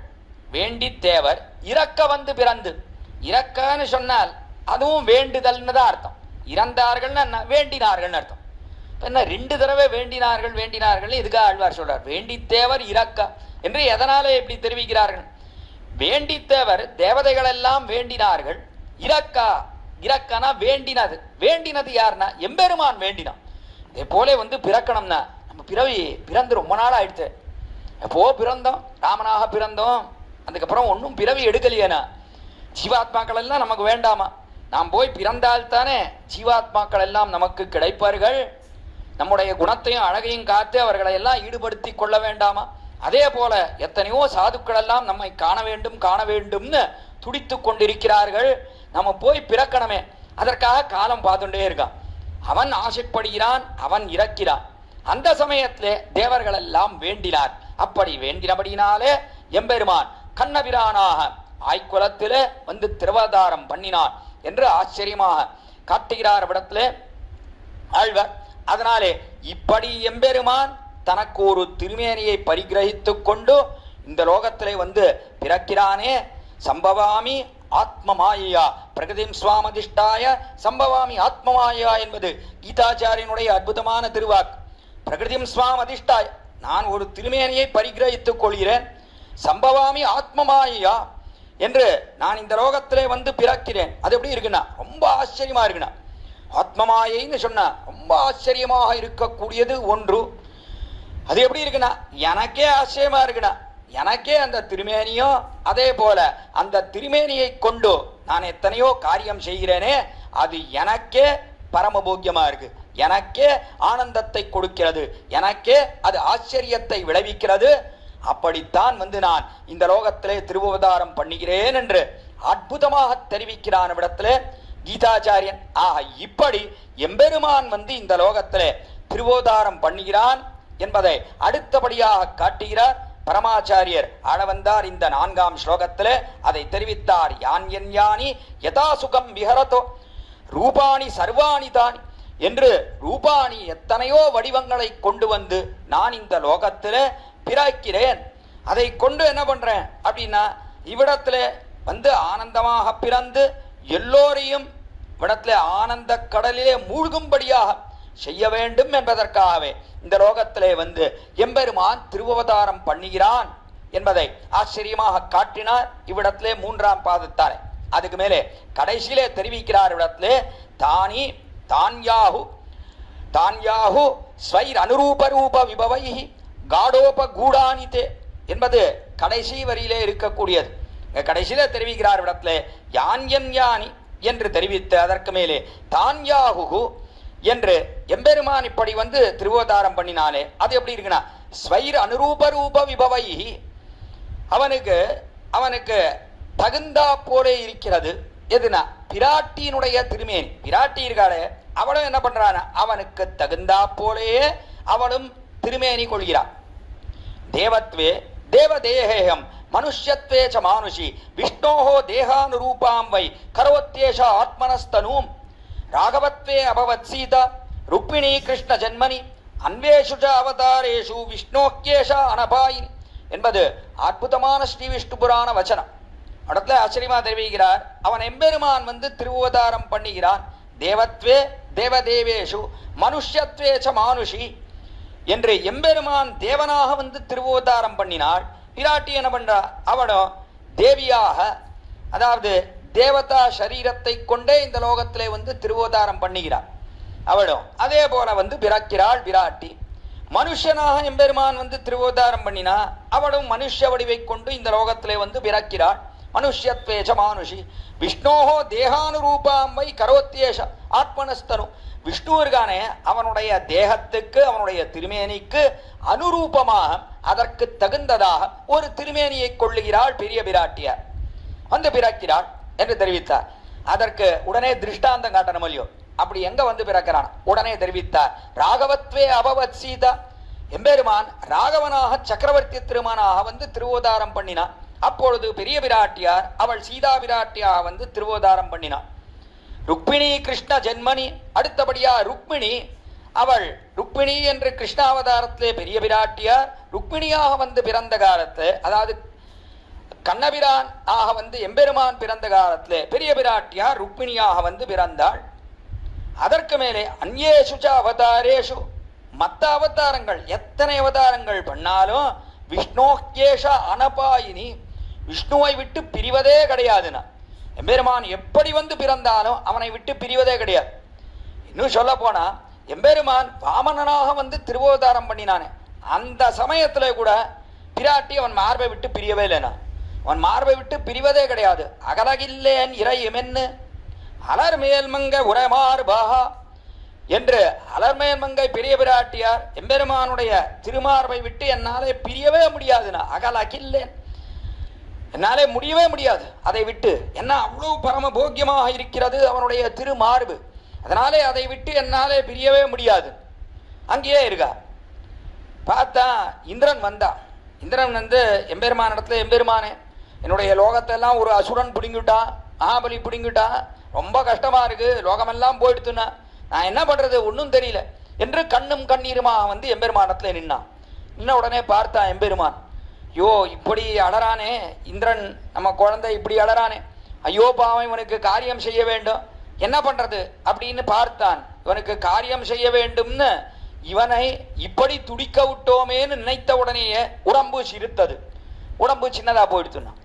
அதுக்கு மேல என்ன ஆச்சு அப்படின்னா எம்பெருமான் யோசித்தான். சரி, இந்த மகாபலின்றவன் எப்படிப்பட்டவன் என்று யோசித்து பார்த்தான். மகாபலின்றவன் அசுரகுல சக்கரவர்த்தியா இருக்கான். அசுரகுல சக்கரவர்த்தியா இருந்தாலும் கூட அவனிடத்துல ஒரு நல்ல குணம் இருக்கு. என்ன இருக்குன்னா வேண்டியதையெல்லாம் கொடுக்கிறான். அவன் யாருக்கு என்ன வேணுமோ அதையெல்லாம் கொடுக்கக்கூடிய ஒரு ஔதாரியம் இருக்கு. அதுக்கு மேல இப்போ எப்படி இருக்கான்னு யோசிச்சு பார்த்தான் எம்பெருமான். இப்போ ஏதோ ஒரு யாகம் பண்ணிட்டு இருக்கான். இந்த யாகத்துல சங்கல்பம் வேற பண்ணிட்டு இருக்கான். அந்த சங்கல்பத்துல வேண்டியவர்களுக்கு எது வேணாலும் கொடுக்கிறேன் என்று அவன் கொண்டிருக்கிறான். அதனாலே பார்த்தா எம்பெருமான், இதான்னா சமயம், நாம போய் அவனிடத்துல கேட்போம், 3 மண் கா 3 அடி மண் தா என்று கேட்டு இந்திரனுக்கு அவனுடைய லோகத்தை அளந்து கொடுத்துடுவோனா என்று நினைத்தான் எம்பெருமான். இதை நினைத்த உடனேயும் என்ன ஏற்பட்டதுன்னா அவன் குள்ளமா போயிட்டான். எம்பெருமான் இதை நினைத்தானோ இல்லையோ போய் கேட்க வேண்டும், கையேந்தி நிற்க வேண்டும் என்றவாறே குள்ளமாக போனான். குள்ளமாக போன உடனே அவனுக்கு தோன்றியது, கையேந்த வேண்டும்னு சொல்றோமே, கையேந்துவதுன்னா எப்படி இருக்கணும் என்று யோசித்தான். ஐயோ கையேந்தறதுன்னா நம்ம கிரகஸ்தனா இருக்க முடியாது. கிரகஸ்தன் ஒரு காலத்திலையும் கையேந்த கூடாது. கையேந்தறது யார் ஏந்தலாம் அப்படின்னா பிரம்மச்சாரி தான் கையேந்தலாம். ஒருத்தன் இடத்துல போய் எனக்கு ஒன்று குடு என்று கேட்பது யார்? பிரம்மச்சாரி தான் கேட்கிறான். உபநயனம்னு பார்க்கிறோம், பிரம்மோபதேசம்னு பார்க்கிறோம். பூனல் போடுற, பூனல் போட்டா என்ன, பவதி பிக்ஷா அந்தேஹி அவன் கேட்கிறான். குழந்தையானவன் என்ன பண்றான், பவதி பிக்ஷா அந்தேஹின்னு அவன் கேட்கணும். அதுக்கப்புறம் என்னன்னா அவன் இருக்கான எல்லா இடத்துலையும் வேண்டும் வேண்டும்னு கேட்டு இறந்து அதை வாங்கி அவன் போஜனம் செய்ய வேண்டும் என்று சாஸ்திரமானது தெரிவிக்கிறது. நாளை கேட்பதுன்னு சொன்னால் அதற்கு எது உச்சிதமான ஆசிரமம் அப்படின்னா அதுக்கு பிரம்மச்சாரிய ஆசிரமம் தான் தகுந்தது. எம்பெருமான் பார்த்தான், நாமோ இப்ப போய் கேட்கணும் மகாபலியினிடத்துல, அதாவது 3 அடி குடு என்று கேட்க வேண்டும். கேட்பதற்கு எது உச்சிதமானதுன்னா பிரம்மச்சாரிய ஆசிரமம் தான் அதற்கு தகுந்தது. நாளை பிரம்மச்சாரியா போனோம். பார்த்தா எம்பெருமான் எவ்வளவு யோசனை எம்பெருமானுக்கு. இந்த பொண்ணுங்காலத்துல ஒரு இந்திரனுக்காக இத்தனை பாடுபடுறான்னா இல்ல, ரொம்ப ஆச்சரியம் என்னன்னா மகாபலியினுடைய தலையும் அறுக்கக்கூடாது, அதே சமயத்துல இந்திரனுக்கு அவனுடைய ராஜ்யத்தையும் பெற்று தரணும். ஏன்னா மகாபலிக்கு இந்த ஔதாரியம்னு ஒரு குணம் இருக்குன்னா, ஐயோ பாவம் ஏதோ வேண்டியவர்களுக்கு வேண்டிய கொடுக்கிறேன்ற ஒரு குணமாவது இருக்கு அவனுக்கு. அசுரனா இருக்கட்டும், மற்ற சாதுக்களை எல்லாம் அவன் இம்சிக்கிறான், இதெல்லாம் எதுவனா இருந்துட்டு போட்டோம், ஆனாலும் வேண்டியதை வேண்டியவருக்கு கொடுக்கிறான்ற ஒரு குணம் இருக்கு இல்லையோ, அதனால எதுக்காக அவனை கொல்ல வேண்டும் என்று நினைத்தான் எம்பெருமான். அது நினைத்தபடினாலே சரி கையேந்தி நிற்போம் நான் அவனிடத்துல என்று நினைத்தான். ஆனா கையேந்தி நிற்பதற்கு எது தகுந்த ஆசிரமம்னா பிரம்மச்சரிய ஆசிரமம். ஆனா இந்த பிரம்மச்சரிய ஆசிரமத்துல என்ன இருக்கு அப்படின்னா ஒரு பெண்ணினுடைய சாவாசம் இருக்கக்கூடாது. எந்த பெண்ணினுடைய ஒரு சாவாசமும் இருக்கக்கூடாதோ இல்லையோ அப்பதான் பிரம்மச்சாரின்னு சொல்ல முடியும். அப்படி இல்லாமல் ஒரு பெண்ணுடைய தொடர்பு இருக்குன்னு சொன்னா அவனை போய் பிரம்மச்சாரின்னு சொல்ல முடியுமா?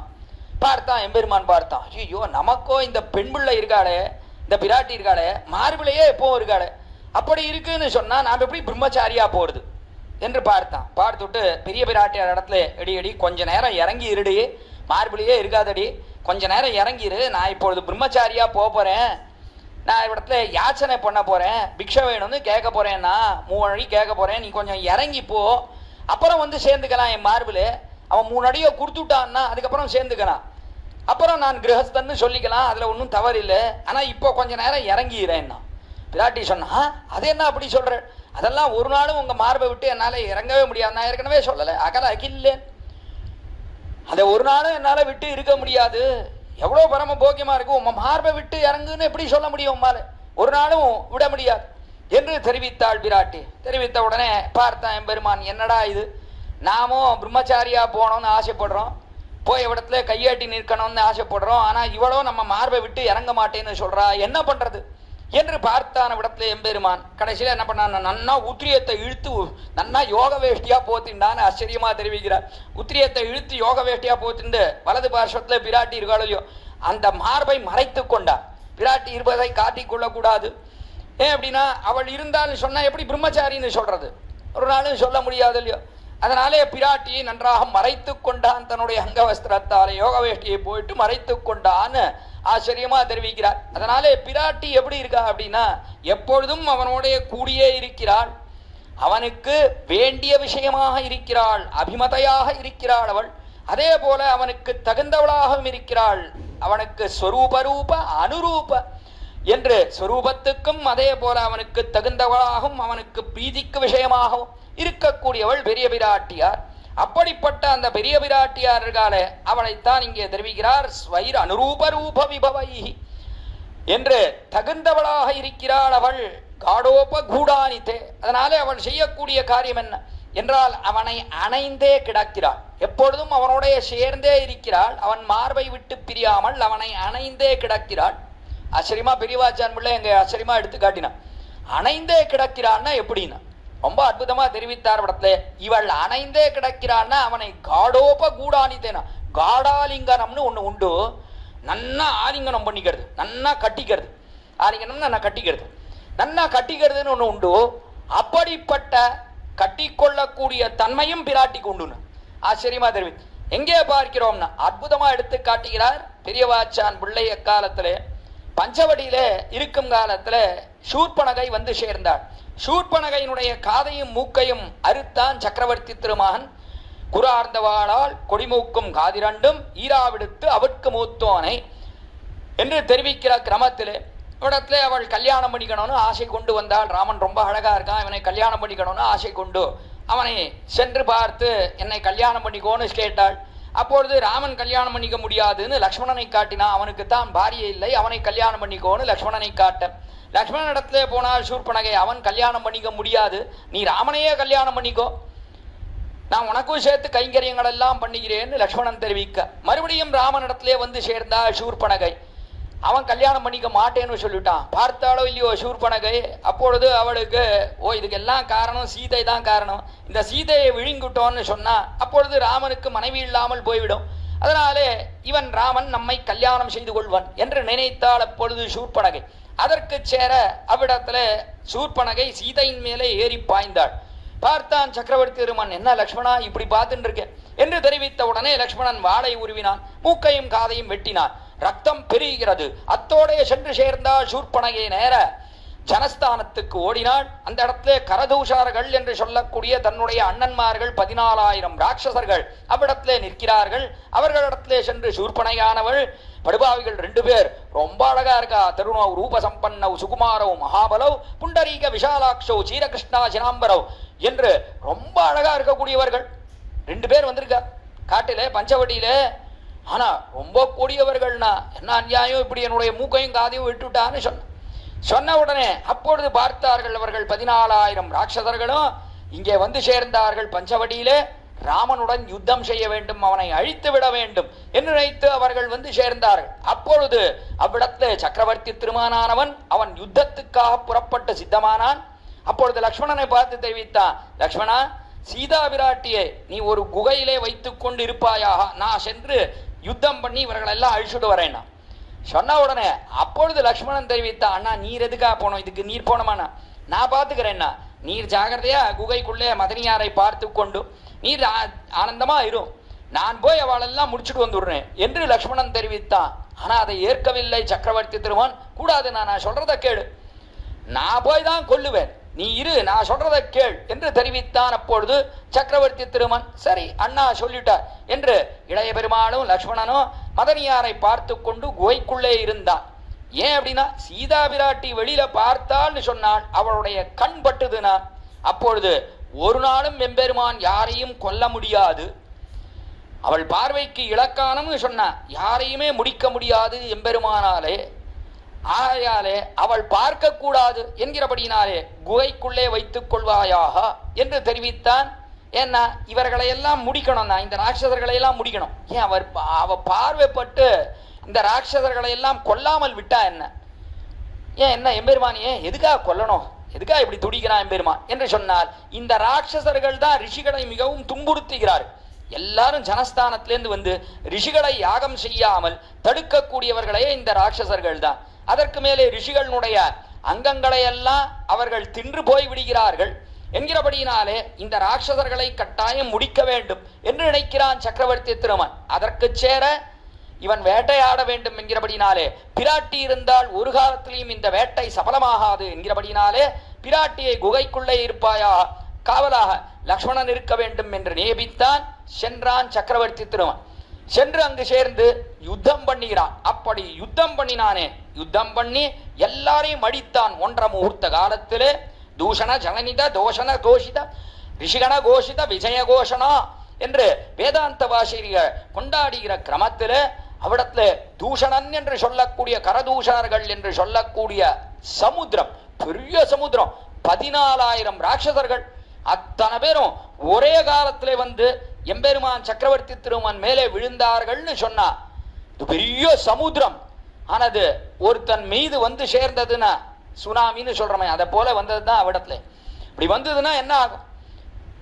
அதே போலத்தான் இவ்விடத்துல தூஷணன்னு சொல்லக்கூடிய ஜலநிதி அதை மற்றடித்தான் சக்கரவர்த்தி திருமன்னனுடைய அம்புகளாலே என்று பார்க்கிறோம். அவ்விடத்துல ஜலநிதி தோஷண தோஷித ரிஷிகண கோஷித. அப்பொழுது ரிஷிகணங்கள் எல்லாம் கோஷித்தார்கள், ஜெய விஜய் பவா ஜெய விஜய் பவா என்று அவர்களெல்லாம் பெரிய சப்தமிட்டார்கள். ரிஷிகண கோஷித விஜய கோஷணா என்று அற்புதமாக கொண்டாடுகிறார். அப்படி சக்கரவர்த்தி திருமன் ரிஷியானவர் வால்மீகி கவலைப்படும்படியா ஏகஸ்வராமோ தர்மாத்மா கதம் யுத்தம் பவிஷ்யதி என்று இங்கே ராமன் உறுத்தன் இருக்கானே, எப்படி இந்த யுத்தம் நடக்க போறது? தர்மாத்மாவாக இருக்கிறான் இவன். அங்கே வந்திருக்கக்கூடியவர்கள் அத்தனை பேரும் அதர்மாத்மாக்கள், எல்லா அதர்மமே வடிவெடுத்தவர்கள், எல்லாரும் கூட்ட யுத்தம் பண்ணுகிறார்கள், மாயா யுத்தம் பண்ணுகிறார்கள். எங்கேயோ ஆகாயத்திலிருந்து அம்பு மட்டும் வருது, எங்கேருந்து அடிக்கிறானே தெரிய மாட்டேங்கிறது. ராட்சதர்கள் முன்னாடி நின்னும் யுத்தம் பண்ண மாட்டேன்றான். அப்படி இருக்கும் காலத்திலே ராமனானவன் மனுஷனாகவே இருந்து தர்ம யுத்தம் பண்ணுகிறான், ஒரே இடத்துல நின்று யுத்தம் பண்ணுகிறான். இவனுக்கு என்ன ஆகுமோ என்று ரிஷியே கலங்குகிறார், வால்மீகியே கலங்குகிறார்னு சொன்னா பிராட்டிக்கு எவ்வளவு கலக்கம் இருக்கணும். அப்போ ரிஷியானவர் அவர் எதுக்குமே கலங்காதவர்.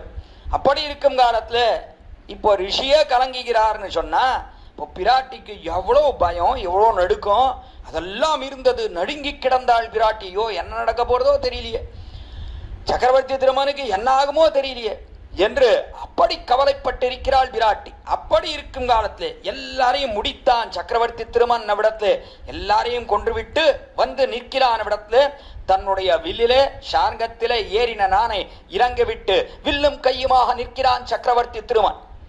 பார்த்தாலோ இல்லையோ பிராட்டி, தம் திருஷ்டுவா சத்ரு வந்தாரம் மகரிஷீனாம் சுகாவகம் பபுவ ரிஷ்டாவை தேஹி பர்த்தாரம் பரிஷஸ்வஜேஹே. அற்புதமா தெரிவிக்கிறார் இடத்துல. தம் திருஷ்டுவா சத்ரு வந்தாரம், சத்ருக்களை எல்லாம் கொன்ற சக்கரவர்த்தி திருமான் அவனை பார்த்தால் அப்பொழுது சீதா பிராட்டி எப்படி இருக்கான் சக்கரவர்த்தி திருமான். என்றால் ஆங்காங்கே ரத்தத்துடன் வடுக்கள் நிறைய இருக்கு திருமேனியில. யுத்தம் பண்ண பானம் ஆங்காங்கே படாமல் இருக்குமா? ஆங்காங்கே படுகிறது. அப்படி பட்ட காலத்துல ஆங்காங்கே நிறைய அந்த ரத்தமானது பிரவகிக்கிறது அவனுடைய திருமேனியிலே. சம்திருஷ்டுவா சத்ருவந்தார் மகரிஷீனாம் சுகாவகம். இப்படிப்பட்ட அந்த சக்கரவர்த்தி திருமனை பார்த்து அதற்கு மேலே அவன் எப்படி இருக்கான் அப்படின்னா மகரிஷீனாம் சுகாவகம். ரொம்ப ஆச்சரியமா தெரிவிக்கிற இடத்துல மகரிஷிகள் அவர்களுக்கு சுகத்தை விளைவித்தவன், சுகத்தை கொடுத்தான். அதான் பிராட்டிக்கு ரொம்ப ஆனந்தத்தை கொடுத்தது இடத்துல. யோ பாவம் மகரிஷிகள் எவ்வளவு கஷ்டப்படுறா என்று கருணையே வடிவெடுத்தவள், கிருபையே வடிவெடுத்தவளான பிராட்டியானவள் அந்த ரிஷிகளை எல்லாம் பார்த்த காலத்தே மிகவும் வருத்தத்தை அடைந்தாள். நாளை அப்படிப்பட்ட ரிஷிகளுக்கு சுகத்தை தேடி கொடுத்திருக்கிறானே இந்த சக்கரவர்த்தி திருமன், அவர்களுக்கு சுகத்தை வரவழைத்திருக்கிறானே. மகரிஷீனாம் சுகாவகம் பபுவ. அப்பொழுதுதான் அவள் உளலானாள். ஆச்சரியமா தெரிவிக்கிறார் இடத்துல. பபுவ என்றால் என்ன? அது பரியந்தம் அவளுக்கு உயிரே இல்லைன்னா போன உயிர் அப்பதான் திரும்பி வந்தது. இப்படி ராமன் எல்லாரையும் கொன்று நிற்கிறான், வெற்றியோடே நிற்கிறான் என்பதை பார்த்த பிற்பாடுதான் அவளுக்கு போன உயிரை தன்னிடத்திலே வந்தது. பபுவ என்று அப்பொழுதுதான் நிலை பெற்றாள் பிராட்டி. பபுவ ரிஷ்டா வைதே. பிற்பாடு ஆனந்தம் ஏற்பட்டது. ஆனந்தத்தின் காரணத்தாலே அவள் என்ன செய்தாள்னா ஓடியே சென்ற அளவிடத்திலே சக்கரவர்த்தி திருமணனுடைய ஓடி சென்று அண்ணா ஆலிங்கனம் பண்ணி கொண்டார் அவனை. பபுவ ரிஷ்டா வைதேகி பர்த்தாரம் பரிஷஸ்வஜே என்று ஆச்சரியமாக நன்றாக ஆலிங்கனம் செய்து கொண்டாள். பரிஷஸ்வஜேன நன்றாக காடாலிங்கனம்னு கிட்டியா இருக்க அணைந்தாள் அவனை, சக்கரவர்த்தி திருமனை. ஆஹா, இவன் அல்லவா புருஷோத்தமன், என்ன ஆச்சரியமாக இவ்விடத்திலே காரியம் செய்து வந்திருக்கிறான். ரிஷிகளுக்கு சுகத்தை கொடுத்திருக்கிறான், சத்ருக்களை எல்லாம் அழித்திருக்கிறான் என்று அற்புதமாக அவனை ஆலிங்கனம் செய்து கொண்டாள். விசேஷமா இடத்திலே வியாக்கியான சக்கரவர்த்தி ஈடுபட்டு வியாக்கியானம் பண்ணுகிறார். இடத்திலே மன்மதன் இருக்கானே அவன் பான பிரயோகம் பண்ணுகிறான். 5 புஷ்பங்களாகிற பானம், அந்த பானத்தை கொண்டு அவன் பான பிரயோகம் பண்ணுகிறான். பான பிரயோகம் பண்ணினா என்ன ஏற்படுறது அப்படின்னா அதை பண்ணினால் ஆலிங்கனம் செய்து கொள்ள வேண்டும் என்று தோன்றுகிறது. ஒருத்தனை அணைய வேண்டும் என்று பெண் பிள்ளைக்கு தோன்றுகிறது, அல்லது ஆண்மகனுக்கு ஒரு பெண் பிள்ளையை அணைய வேண்டும், ஆலிங்கனம் செய்து கொள்ள வேண்டும்னு மன்மதன் விட்ட பானத்துக்கு எது பிரதிபலனாக பார்க்கிறோம்னா ஆலிங்கனத்தை பார்க்கிறோம். இங்க என்ன ஆச்சரியம்னா சத்ருக்கள் அவர்கள் எல்லாம் விட்டார்களே அந்த பானம் ராட்சசர்கள், அதற்கும் எது மருந்துன்னு சொன்னா ஆலிங்கனம் தான் இங்கே என்று பிராட்டி சீதா பிராட்டி சக்கரவர்த்தி திருமனை நன்னா கெட்டியாக இருக்க ஆலிங்கனம் செய்து கொண்டாலே. அப்படிப்பட்ட பிராட்டி, அந்த பிராட்டி இருக்காளே அவள்தான் எம்பெருமானுக்கு தகுந்தவளாக இருக்கிறாள். அதனாலே பிராட்டியும் எம்பெருமானும் இருவருமே நாம் அடைய தகுந்தவர். சேஷிகள்னு சொன்னா யாருன்னா பிராட்டியும் எம்பெருமானும், அவர்கள்தான் நமக்கு சேஷிகளாக இருக்கக்கூடியவர்கள். நாம் 2 பேருக்குமே அடிமையாக இருக்கிறோம். ஜீவாத்மாவுக்கு என்ன ஸ்வரூபம்? மிதுன சேஷத்துவம் ஸ்வரூபம். மிதுனம்னா என்ன? ஒரு ஜோடின்னு அர்த்தம். அந்த ஜோடி இருக்காளே, அதாவது எம்பெருமானும் பிராட்டியும், அவர்களுக்கு நாம் அடிமையா இருக்கக்கூடியதற்கு அதான் ஜீவாத்மாவுக்கே பெருமை. ரொம்ப ஆச்சரியமா ஒன்று தெரிவிக்கிறார்கள் நம்முடைய பூர்வாச்சாரியர். எம்பெருமானுக்கு இல்லாத பெருமை, பிராட்டிக்கு இல்லாத பெருமை, ஜீவாத்மாவுக்கு ஒரு பெருமை சொல்ல வேண்டும்னு ஒருத்தர் கேட்டார் நம்முடைய ஆச்சாரியனிடத்துல. உடனே ஆச்சாரியன் தெரிவிக்கிறேனே, என்ன அப்படி கூட ஒன்று சொல்ல முடியுமா? எம்பெருமானுக்கும் பிராட்டிக்குமே இல்லாத பெருமை நமக்கு ஒன்று இருக்கிறது என்று சொன்னால் என்ன அப்படின்னா, எம்பெருமான் யாருக்குமே அடிமைப்படாதவன், அவன் எல்லா விதத்திலையும் சுதந்திரனாக இருக்கிறான், யாருக்கும் சேஷபூதன் கிடையாது எம்பெருமான். பிராட்டி அவள் எப்படி இருக்கா அப்படின்னா எம்பெருமான் ஒருத்தனுக்கே அடிமையா இருக்கா. அவளுக்கு ஏகசேஷத்துவம் தான் உண்டே தவிர மற்றொன்று கிடையாது. நமக்கு எப்படி இருக்குன்னா, நமக்கு என்ன பெருமைனா 2 பேருக்கு அடிமைனா. நாளை 2 பேருக்கு அடிமைனா அப்பொழுது அதுதானே நமக்கு பெருமை. எம்பெருமான் யாருக்குமே அடிமை இல்லை, பிராட்டி எம்பெருமானுக்கு மட்டும் அடிமை. நாம எப்படி இருக்கோம்னா 2 பேருக்கு அடிமைன்னு சொன்னா அதான் நமக்கு பெருமை. மிதுன சேஷத்துவம் ஜீவாத்மாவுக்கு ஸ்வரூபம் என்று அற்புதமாக தெரிவிக்கிறார். அதனாலே நாம் 2 பேருக்குமே கைங்கரியம் செய்வன்.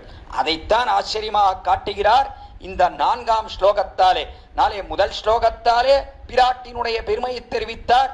காந்தஸ்தே புருஷோத்தமா என்கிற முதல் ஸ்லோகத்தாலே பரமாச்சாரியர் ஆளவந்தார். பிராட்டினுடைய பெருமை அது எப்படிப்பட்டது என்று சொன்னால், அறப்பெரியவளா இருக்கா, அவன் ஈஸ்வரனாக இருக்கிறான், அவனுக்கு தகுந்த ஈஸ்வரியாக இவளும் இருக்கிறான். என்பதை காட்டினார் முதல் ஸ்லோகத்தாலே. இரண்டாவது ஸ்லோகத்தாலே அந்த பிராட்டீர்களே அவளுக்கு சௌலபியம் இருக்கிறது, பெருமையும் இருக்கு, அதே சமயத்தில் நீர்மையும் இருக்கு. எப்படிப்பட்ட நீர்மை என்று சொன்னால் எம்பெருமானுக்கும் இல்லாத நீர்மை இவளுக்கு இருக்கு.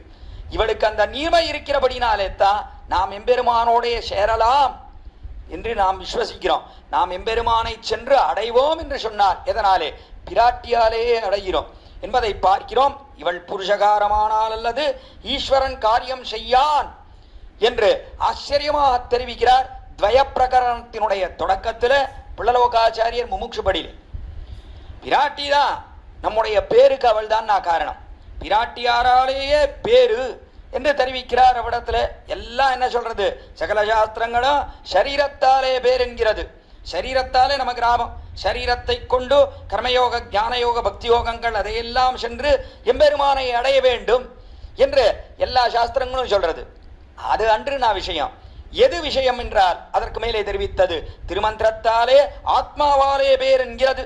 திருமந்திரம் எதை சொல்றது? அதாவது திருவஷ்டாட்சர மகாமந்திரம் பிரணவத்தை சொல்லி ஓம் என்று தெரிவித்து மேலே நமோ நாராயணாயான்னு தெரிவிக்கிறோமே, அப்படிப்பட்ட திருமந்திரமானது அதை எதை காட்டுகிறதுனா ஆத்மாவாலே பேரு. ஆத்ம ஞானத்தாலே எம்பெருமானுக்கே இந்த ஜீவாத்மா அடிமை, அதனாலே எம்பெருமானே உபாயம், அவனையே பற்றி நாம் வாழ்ந்து போக வேண்டும் என்று ஆத்மாவாலே நமக்கு பேரு அப்படின்னா அர்த்தம். ஆத்ம ஞானத்தாலே நமக்கு லாபம், பகவத் பிராப்தி நமக்கு அதனாலே ஏற்படுகிறது என்பதை திருமந்திரம் காட்டுகிறது.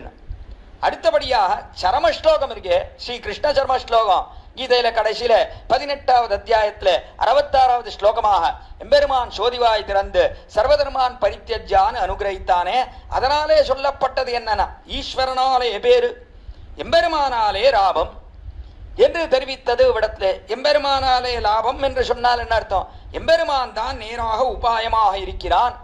அவன்தான் அகம் த்வா சர்வபாபேபியா மோக்ஷயிஷ்யாமி என்று தெரிவித்தவன். நான் உன்னுடைய எல்லா பாபங்களிலிருந்தும் உன்னை விடுவித்தவனாக ஆக்குகிறேன், வருத்தப்படாது என்று அர்ஜுனனை பார்த்து தெரிவித்தானே, நம்ம எல்லாரையும் பார்த்து தெரிவிக்கிறானே. அதனாலே அவன்தான் உபாயம், அவனை அடைவதற்கு அவனே வழி என்று அங்கே சொன்னான். ஆனால் இந்த திருமந்திரம் இருக்கே அதிலே சொல்லித்த ஆத்மாவாலே பேருனா ஆத்ம ஞானம் நன்னா தெளிந்திருக்கணும்னா அதற்கு சேர அனுஷ்டானம் இருக்கணும். அதனாலே நாம் எம்பெருமானை அடையலாம். அதாவது எம்பெருமான் அவனே உபாயம்னு திருடமாக விசுவாசம் கொண்டு அவனை அடைய வேண்டியது ஒரு நிலை, அது திருமந்திரம். ஆனால் இப்படியெல்லாம் நமக்கு விசேஷ ஞானம் ஏற்படுமா? ஆத்மாவாலே பேருன்னு இந்த விசேஷ ஞானம் ஏற்படுமா? அது சந்தேகம். அடுத்தபடியாக எம்பெருமானாலே பேருன்னு சரமஸ்லோகத்துல எம்பெருமான் நானே எல்லாவற்றையும் பார்த்து கொள்கிறேன், நீ கவலைப்படாதே என்று தெரிவிக்கிறானே. இப்படிப்பட்ட எம்பெருமானை நம்ப முடியுமானா நம்ப முடியாதுன்னா அவன் என்ன பண்றான்? நம்முடைய பாவத்தை பார்த்து தண்டித்தாலும் தண்டித்து விடுவான். அதனாலே அவனை நம்புவது என்பது அது கஷ்டமா இருக்கு. ஆனால் நடுவில் இருக்கக்கூடிய துவயம் இருக்கே அது எதை தெரிவிக்கிறதுனா பெரிய பிராட்டியாராலே பேரு என்கிறது. துவயம் எதை தெரிவிக்கிறது? ஸ்ரீமன் நாராயண சரணம் சரணம் பிரபத்யே என்று பார்க்கிறோம் இல்லையோ பூர்வகண்டம். அதாவது பெரிய பிராட்டியாராலேயே நமக்கு பேரு. பெரிய பிராட்டியாரை புருஷகாரமாக கொண்டு எம்பெருமானே உபாயம் என்று அவனை நாம் பற்றுகிறோம். நாளை பெரிய பிராட்டியாராலே பேரு என்கிறது துவயம். ஏன் எப்படி இவளாலே பேரு? இவளா மோட்சத்தை கொடுக்கிறா? இவளா சேர்த்துக்க போறா? கிடையாது. மோட்ச பிரதத்துவம் என்பது எம்பெருமான் கையது. மோட்சத்தை கொடுக்கக்கூடியவன் அவன்தான். எவன் உபாயம் என்று எவன் வழின்னு சொல்லுகிறோம், உபாயம்னு அவனை சொல்லியாச்சுன்னா அப்போ அவன் தான் நமக்கு பரவதத்தை கொடுக்கிறான். அப்பொழுது இவள் செய்யக்கூடியது என்னன்னா இவள் செய்யக்கூடியது புருஷகார கிருத்தியம். அதுதான் ரொம்ப முக்கியமானது. இவளாலே பேருன்னு சொன்னால் என்ன? இவள் புருஷகாரமானால் அல்லது ஈஸ்வரன் காரியம் செய்யான், பெருமான் காரியம் பண்றது இல்லைன்னா அதைத்தான் இங்கே ஆச்சரியமாக சதுஸ்லோகியிலே நிரூபிக்கிறார் அற்புதமாக. 2வது ஸ்லோகத்தாலே அவளே புருஷகாரம். புருஷகாரம்னா என்ன? சிபாரிசு பண்ணுகிறாள் எம்பெருமானிடத்துல. இவனுடைய பாவத்தை பார்த்து தண்டிக்க கூடாது, இவனை கட்டாயம் சேர்த்து கொள்ள வேண்டும்னு பிராட்டி எம்பெருமானிடத்திலே மன்றாடி அவ்விடத்திலே சேர்த்து வைக்கிறாள் நம்மை எம்பெருமானுடன் கூட என்பதைத்தான் ஆச்சரியமாக நிரூபிக்கிறாள். அதனாலே எம்பெருமானுடைய கருணையே காரணம், அவளுடைய கிருபையே காரணம். நாம் எம்பெருமானோடே சேருவதற்கு என்று பிராட்டினுடைய ஆச்சரியமான நீர்மை எம்பெருமானுடையதைப் போல் அன்று எம்பெருமானுடைய சௌலபிய சௌசீல்யாதி குணங்கள் இருக்கே அதை போல் அன்று பிராட்டினுடைய இந்த நீர்மை பிராட்டீர்களே நம்முடைய பாவத்தை பார்ப்பதே கிடையாது. அவள் நகஷின் நாபராத்தியதி யார்தான் இந்த லோகத்திலே குற்றம் செய்யாதவர்கள் என்று மன்றாடி எம்பெருமானோடே நம்மை சேர்த்து வைக்கிறாள் பிராட்டியானவள்னு பார்க்கிறோம். அவளுடைய பெருமையை அற்புதமாக நிலைநாட்டுகிறார் இடத்துல இந்த சதுஸ்லோகியாலே என்பதுதான் இந்த சதுஸ்லோகிக்கு தனிப்பட்ட பெருமை. அதை 2ஆம் ஸ்லோகத்துல அற்புதமாக நிரூபித்து அதற்கு மேலே 3ஆம் ஸ்லோகத்தாலே பிராட்டியானவள் எம்பெருமான் லோகத்தை எல்லாம் சிருஷ்டிக்கிறானே அப்பொழுது அவனுக்கு உறுதுணையாக இருந்து அவ்விடத்துல அவளும் இந்த சிருஷ்டிக்கு காரணமாக ஆகிறாள். எம்பெருமான் தான் சிருஷ்டிக்கிறான், அதுல எந்த சந்தேகமும் கிடையாது. சிருஷ்டி என்பது அவனுக்கே உண்டானது. ஆனால் அப்படி சிருஷ்டிக்கும் காலத்திலே இவளை பார்த்து கொண்டே சிருஷ்டிக்கிறான் எம்பெருமான். இவளாலே அதாவது இவளுடைய அந்த ஆச்சரியமான கிருபையாலேயே சிருஷ்டிகளும் ஏற்படுகின்றன என்பதை அற்புதமாக காட்டுகிறார் 3வது ஸ்லோகத்தாலே. அதனாலே இவள் நமக்கு பற்றத்தகுந்தவளாக இருக்கிறாள் என்று அவ்விடத்திலே தெரிவித்து அதற்கு மேலே 4ஆம் ஸ்லோகத்தாலே எம்பெருமானுடைய அதாவது இன்று நாம் அனுபவித்த ஸ்லோகத்தாலே எம்பெருமானுடைய திவ்யாத்ம ஸ்வரூபம் எப்படிப்பட்டது, அதற்கு மேலே அவனுடைய திவ்யமங்கல விக்கிரகம் எப்படிப்பட்டது அதை இவ்விடத்திலே காட்டினார். முதலில் 2 வரிகளாலே அதை தெரிவித்தார். சாந்தானந்த மகாவிபூதி பரமம் யத் பிரம்ம ரூபம் மரே என்கிறபடினாலே அவனுடைய திவ்யாத்ம ஸ்வரூபத்தை தெரிவித்தார். அதை தெரிவித்து அடுத்தபடியா மூர்த்தம் பிரம்ம ததோபியத் பிரியகரம் ரூபம் யத்புதம் என்று அவனுடைய ஆச்சரியமான திருமேனி அந்த திருமேனியை பற்றி தெரிவித்தால் எம்பெருமானுக்கு திவ்யாத்ம ஸ்வரூபம் அது போக்கியமா இருக்கு. அதை காட்டிலும் அவனுடைய திவ்யமங்கல விக்கிரகம் அவனுக்கு போக்கியமா இருக்கு.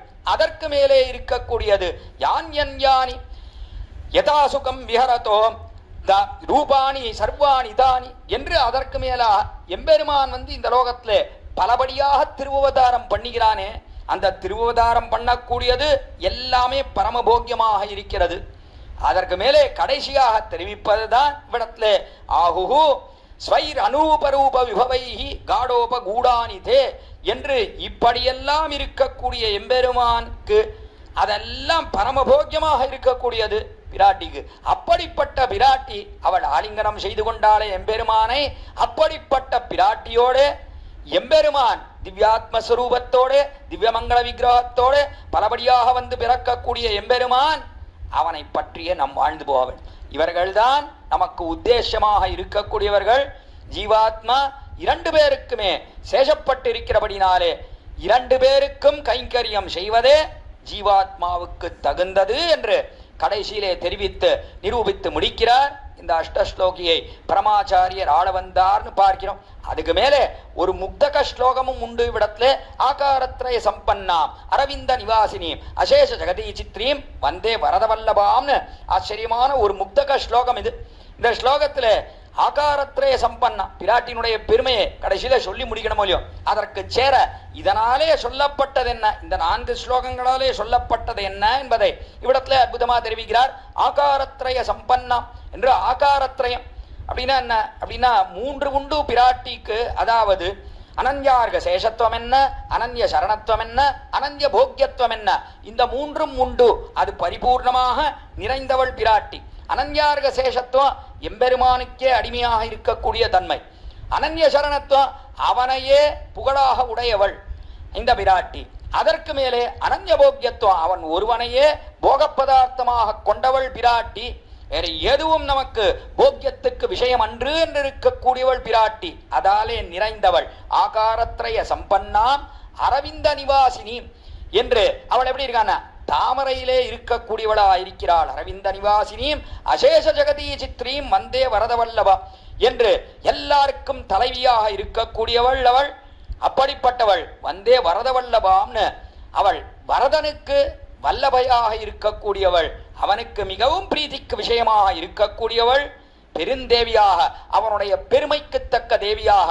வரதராஜனுக்கு பெருந்தேவி இருக்காளோ காஞ்சிபுரத்துல, அவனுடைய பெருமைக்கு தக்க தேவியாக வரதவல்லவையாக இருக்கக்கூடிய அந்த பிராட்டி அவளையே நான் வணங்குகிறேன், அவளோடைய சேர்த்து எம்பெருமானை வணங்குகிறேன்னு சொல்லக்கூடிய அத்தியுதமான ஸ்லோகம். அதனாலே அவளையே வணங்குகிறேன்னு என்ன அர்த்தம் அப்படின்னா, இவள் தான் புருஷகாரம் செய்யக்கூடியவள், இவள் தான் நம்மை எம்பெருமானோடு சேர்த்து வைக்கக்கூடியவள், அதனாலே அவளையே வணங்குகிறேன்னு சொல்லக்கூடிய அத்தியாச்சரியமான ஸ்லோகத்தையும் இவ்விடத்திலே பார்க்கிறோம். இதனாலே எல்லாத்தையும் அவ்விடத்திலே சேர்த்து தெரிவிக்கிறார். ஆகாரத்ரய சம்பன்னாம் என்கிறபடினாலே படத்திலே காட்டப்பட்டவள் பெரிய பிராட்டியார்னு ஒரு அர்த்தம் காட்டினார். அதாவது ஸ்ரீரங்க நாச்சியார் திருவரங்கம் பெரிய கோயிலில் எழுந்தருளியிருக்காளே அவளை தெரிவிக்கிறார். ஆகாரத்ரய சம்பன்னாம் என்று அவளை காட்டுகிறார் தெரிவித்தார். அடுத்தபடியா ஆகாரத்ர சம்பன்னாம் அரவிந்த நிவாசினி என்று தாமரையிலே வீற்றிருக்கக்கூடியவள்னு சொன்னா. அவள் யாருன்னா அலர்மேல் மங்க உரைமார்பான்னு,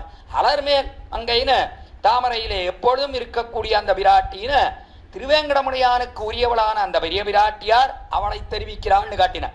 அதற்கு மேலே கடைசியா பரதவல்லபாம்னு தெரிவிக்கிறபடினாலே பரதனுக்கு அனுரூபையாக இருக்கக்கூடியவள் அவள் பெருந்தேவி தாயார்னு கோவில் திருமலை பெருமாள் கோயில்னு 3 அனுபவிக்கிறோம் இல்லையோ, அதற்கு சேர அங்கிருக்கக்கூடிய தேவிமார்கள் 3 பேரையுமே சேர்த்து இந்த ஸ்லோகத்திலே காட்டுகிறார்கள்னு ஆச்சரியமாக அனுபவிக்கிறோம் இவ்விடத்திலே. அப்படிப்பட்ட பெரிய பிராட்டியாருடைய வைபவத்தை சொல்லும்படியான ஒரு பெரிய பாக்கிய விசேஷம். இந்த பாக்கியத்தை அடிய நின்ற தினம் படுத்தேன் சரிஸ்லோகினது அத்தியாச்சரியமான இந்த ஸ்லோகம். அதுவும் ஆடவந்தார் தெரிவித்தார்னு சொன்னார், அதுக்கு மேற்பட ஒன்று கிடையாது. அவ்வளோ ஆச்சரியமா பிராட்டினுடைய தன்மைகள் எல்லாத்தையும் இடத்திலே சேரப்பிடித்து காட்டுகிறார். இடத்திலே 4 ஸ்லோகத்திலே அது ஆடவந்தாரனுடைய வாக் சாதுரியம், அவருடைய வாக் வைபவம் என்று பார்க்கிறோம்.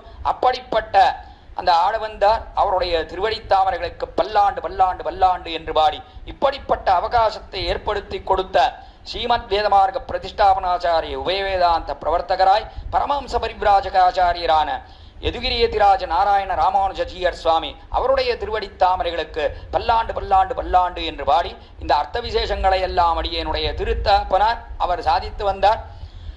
அவருக்கு அடியேன் தலையெல்லால் கைமாறிலேனே என்கிற கிருத்தஜதையை தெரிவித்துக் கொண்டு அதற்கு மேலே இதையெல்லாம் இவ்விடத்திலே அதாவது MOP வைஷ்ணவ சேரிட்டிஸ் அந்த அறக்கட்டளையின் மூலமாக நடந்து வருகிறது இந்த ஆச்சரியமான ஸ்தோத்திரமாலா தாரம். ஸ்தோத்திரங்கள் அதனுடைய ஒரு வருஷம், அதனுடைய ஒரு தாரை, அந்த தாரையானது இப்பொழுது தொடங்கி இருக்கிறது இவ்விடத்தில். அதையெல்லாம் முக்கியமாக அந்த MOP வைஷ்ணவ சேரிட்டிஸ் அதன் மூலமாக நடத்துகிறார்கள்.